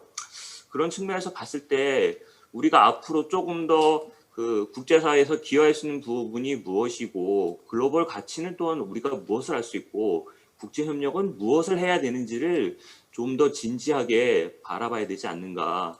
사실 저희도 또 최근에 유사한 연구도 하고 있습니다만, 국제 공헌을 하기 위해서는 포용에 통한 어떤 접근이든 무엇을 하기 위해서는 결국은 국제사회가 직면한 여러 가지 도전 과제에 해결하기 위한 나름의 우리의 역할이 필요하다. 물론 우리나라는 그동안에 분단도 겪고, 분단의 시점, 분단 국가이고, 해외 무역도 많이 의존을 하고 있고, 열강에 또한 둘러싸인 여러 가지 지정학적 위치를 봤을 때 우리가 이런 상황에서도 우리만의 목소리를 낼 수 있는 것은 우리가 그동안에 가졌던 경험, 그다음에 우리의 소프트 파워 이런 것들이 하나의 수단으로 되었고 앞으로도 한국의 해외에 우리가 조금 더 긍정적인 인식을 좀 갖게 해주고 우리한테 좀 더 긍정적으로 그들이 바라보게 하기 위해서는 앞서 말씀하신 대로 이렇게 물량으로는 우리가 이제 접근이 어렵고 결국 이제 소프트 파워라는 것을 활용해야 되는데 다만 소프트 파워를 약간 인지할 때 이게 뭐 민간에서 주로 마음을 어떻게 보면 그 상대방의 마음을 얻는 게 이제 소프트 파워인데 자칫 공공외교와 소프트 파워가 지금 약간 좀 섞여서 있지 않나 싶습니다. 그래서 공공외교는 공공외교대로 소프트 파워는 소프트 파워대로 잘 지원해 줄 수 있는 그런 체계가 필요한 것 같고요. 사실 뭐 BTS가 지금 국제사회에서 많은 지명도를 갖는 게 정부에서 뭐 이렇게 어떤 거를 지원해 줬다. 물론 어떤 밑바탕은 됐습니다만 BTS 자체 국민의 역량이 이렇게 투영이 돼서 그것이 BTS로 나타난 것이죠. 결국 조금 더 우리가 가진 장점을 국제사회에서 어떻게 전달할 것인지 더더군다나 일방적으로 전달하는 게 아니라 상대방의 문화를 존중하면서 우리가 가질 것을 같이 공유해가는 것이 필요하지 않나 싶습니다. 그래서 좀 더 대내적으로 우리의 역량을 좀 갖춰가야 되는 것 같고 국제사회에 좀 더 우호적인 환경을 만들기 위해서는 앞서 뭐 글로벌 공공재 말씀도 하셨습니다만 글로벌 가치 또는 국제적인 기여 측면, 국제협력 분야에서 그동안 사실 우리는 중견국, 국제사회에서 선진국과 개독이 어떻게 보면 가교 역할을 있겠다라는 게 주요 어떤 아젠다에서 항상 나오는 얘기였는데 정말 그게 맞는 것인지를 한번 이제는 더 진지하게 검토해서 국제사회에서 우리가 적극적으로 기여할 수 있는 방안을 더 찾아야 되지 않을까 싶습니다. 사실 이제 탄소 중립 같은 경우도 2050년 우리가 하겠다고 했는데 이거는 지금 우리나라의 어떤 의제뿐만 아니라 국제사회의 의제죠. 단순히 우리나라가 이제 유엔 기후 변화 협약에 현재로는 개독으로 편제되어 있는데 이런 것들을 좀 더 적극적으로 나갈 때 우리의 경험 같은 거를 국제사회에 공유한다든가 이런 면을 보면 단순히 우리가 어떤 개도국이다 선진국이다를 떠나서 우리가 할 수 있는 것들을 국제사회랑 잘 공유하는 방안 그것에 있어서 하나의 수단이 소프트 파워가 될 수 있고 그것은 단순히 어떤 정부에서 일방적으로 민간을 지원해 준다고 되는 것도 아니고 그렇다고 우리가 우리 것을 일방적으로 상대 국가에 전달한다고 되는 것도 아니기 때문에 국제사회가 같이 갈 수 있고 거기에 우리가 좀 더 기여하는 방안을 모색을 해야지 뭔가 어떤 해외 진출, 뭐 우리나라의 어떤 공익, 국가적인 이익 이런 측면만 접근하기에는 조금 더 우리를 자신을 냉철하게 되돌아보고 사실 소프트 파워에 대한 랭킹 같은 경우 국제사회에서 뭐 물론 영국의 프로모션 같은 회사에서도 랭킹을 부여합니다만 우리가 생각하는 것보다 밖에서 생각하는 한국이라는 이미지가 코리아 하면 노스코리아, 뭐 핵무기, 김정은 얘기가 먼저 나오지 한국에 어떤 게 나올지에 대해서 정말 우리가 생각하는 것이 나오고 있는지 한번 되돌아보고 우리가 가진 장점, 경험을 국제사회랑 어떻게 경험할지 좀 더 모색을 해야 되지 않을까 싶습니다. 저는 일단 이 정도로 간단히 말씀 올리겠습니다. 네, 감사합니다. 하고 싶은 얘기는 더 있으신 것 같은데 지금 저희가 시간이 예정된 시간이 사실은 좀 지났거든요. 이게 원래 25분에 끝내고 뭐 사진 촬영 이렇게 돼 있는데 사진 촬영은 조금 천천히 해도 될 것 같고 발제하신 세 분께 1분 이내로 간략하게 리스폰스 내지는 마무리 말씀으로 부탁드리겠습니다. 김태환 교수님. 예, 토론해 주신 선생님들께서 너무 좋은 말씀을 해주셔서 좀 더 말씀을 드리고 싶지만 시간이 제한되어 있는 관계로 최동주 교수님께서 말씀하신 놈 메이커 아주 저는 너무나 공감을 하는 바이고요. 이제 이거를 두 가지 문제입니다. 놈 메이커는 공감을 하는데 그렇다라고 하면 어떻게 할 것이냐라는 이제 방법론의 차원에서는 결국은 이 놈이라는 게 어떤 개별 행위자 혼자서 할 수 있는 것이 아니라 집단적인 협력과 집단적인 힘을 통해서 하는 거기 때문에 다자주의 중요성이 그만큼 더 강조되는 거죠. 두 번째는 저는 그거에 못지않게 중요한 문제는 과연 놈은 놈인데 어떤 놈이냐 하는 거거든요. 그래서 이제 저는 개인적으로는 이 놈이라는 게 한국 같은 국가는 그야말로 중도적인 놈, 미들 오브 더 놈을 만들어내는 것이 주도하는 것이 상당히 필요하다라는 그런 생각을 갖고 있는 겁니다. 네, 여기까지 하겠습니다. 네, 팀장님. 네, 막상 그 현장에서 그 발주처하고 정부들을 많이 만나 보면은 그쪽에서 먼저 한국 측의 이 원팀 코리아의 접근을 많이 요청하는 경우가 많이 있습니다. 한국은 왜 뭐 예를 들면 코이카, 코트라, 카인드, 수은 각각 따라오느냐, 원팀으로 와서 한 번에 좀 접근해 줬으면 좋겠다는 그런 니드가 또 많이 있습니다. 그래서 제가 아까 앞에 말씀드린 그런 그 원팀 코리아 그 부분에 있어서 좀 수은이 주도적인 역할을 많이 하고 있다는 말씀을 드리고요. 의외로 이제 또 개도국 다녀보면 아까 안 소장님 말씀하신 것처럼 그 현지 정부에서도 그 중국과 일본에 종속되는 것을 상당히 우려하고 있습니다. 그래서 한국이 좀 많이 진출해 줬으면 좋겠고 한국이 많이 지원해 줬으면 좋겠다고 하는 그런 얘기를 좀 많이 하고 있습니다. 뭐 저를 만났기 때문에 그런 얘기를 하는지는 모르겠습니다만 또 그 부분이 또 현실인 거는 또 분명한 것 같습니다. 최 교수님 말씀하신 것처럼 수은이 좀 더 도전적이었으면 좋겠다는 말씀에 저는 뭐 적극 공감하고요. 그런 차원에서 아까 제가 말씀드린 그런 여러 가지 FS라든가 지분투자라든가 EDPF라든가 이런 다양한 어떻게 보면 혁신적인 그런 지원 수단과 툴을 저희가 계속 확충하고 있고 또 저희의 유상 그 대출이나 이런 부분도 분명히 좀 더 과감하게 그렇게 지원될 것이라고 그렇게 생각하고 있습니다. 이 정도 하겠습니다. 네, 네, 김태균 교수님. 네, 코멘트 감사드리고요. 두 가지만 짧게 제가 리스폰스 하고 싶습니다. 첫 번째는 저희가 위상이 변화됐고 그리고 선도할 수 있다. 다양한 이제 굉장히 긍정적인 평가들이 나오고 있는데 굉장히 조심해야 되지 않는가라는 말씀을 꼭 드리고 싶고요. 그래서 겸손과 더 나아가서 정말 우리가 이걸 할 수 있을까에 대한 성찰적인 어떤 접근이 필요할 것 같고 한국의 어떤 지식을 전수할 때도 전달할 때 전달이나 전수 이런 표현이 아니라 진짜 공유고요. 그리고 그들의 지식을 우리가 배우러 나가는 하나의 그 방법으로서 지식을 공유하는 그런 식의 어떤 접근이 굉장히 중요하지 않을까 하는 생각이 들고요. 두 번째는 그 보통 저희가 그 서부사하라 이남 지역에 있는 아프리카 1개국이 상대하는 공여 주체가 26개 정도라고 합니다. 그 얘기는 뭐냐면 어느 주체를 만날 때마다 당신 원조가 최고입니다. 더 주세요. 이런 식으로 딜을 하는 거죠. 그래서 개도국에서 이렇게 반응하는 것을 저희가 액면가 그대로 받아들이기에는 조금 무리가 있지 않을까. 실질적으로 중국 원조와 일본 원조 그리고 한국 원조에 대한 정확한 그 분석을 갖고 있을 거고요. 거기다 인식도를 우리한테 심어주는 그런 하나의 다른 식의 접근도 있을 가능성이 있기 때문에 조금 조심스럽게 한번 접근하는 게 좋지 않을까라는 생각을 해서 말씀드립니다. 네, 이상입니다. 네, 감사합니다. 마무리하고 사진 촬영할까요? 아니면 사진 촬영 지금? 마무리하시고 사진 촬영하도록 네. 하겠습니다. 지금 시간이 다 돼서 제가 긴 말씀은 안 드리겠는데 지금 다들 뭐 같은 생각일 것 같은데 우리 김태균 교수님이 방금 말씀해주신 이제 우리가 스스로 얘기할 때는 이제 우리가 좀 글로벌 코리아를 지향해야 되겠다 이렇게 하지만 세상을 향해서 세계 선도 국가 뭐 이런 거는 뭐 우리끼리 이제 노력하자 하는 얘기지 그런 표현은 저는 좀 적절하지 않은 것 같다는 생각을 계속 하고 있고요. 우리가 포용적 다자주의를 얘기하고 한국의 여러 가지 그런 새로운 역할 설정에 대해서 굉장히 좋은 얘기들을 많이 나눴는데 얼만큼 그게 이제 국민적 공감대를 확보하느냐 하는 게 굉장히 중요한 것 같습니다. 지금 사실 백신 그것만 해도 우리가 이제 백신 동맹에 가입해서 또 역할을 하고 그렇긴 합니다만은 지금 강대국들이 입도선매를 한 상황이고 백신 민족주의가 이렇게 활개를 치고 있는 그런 상황에서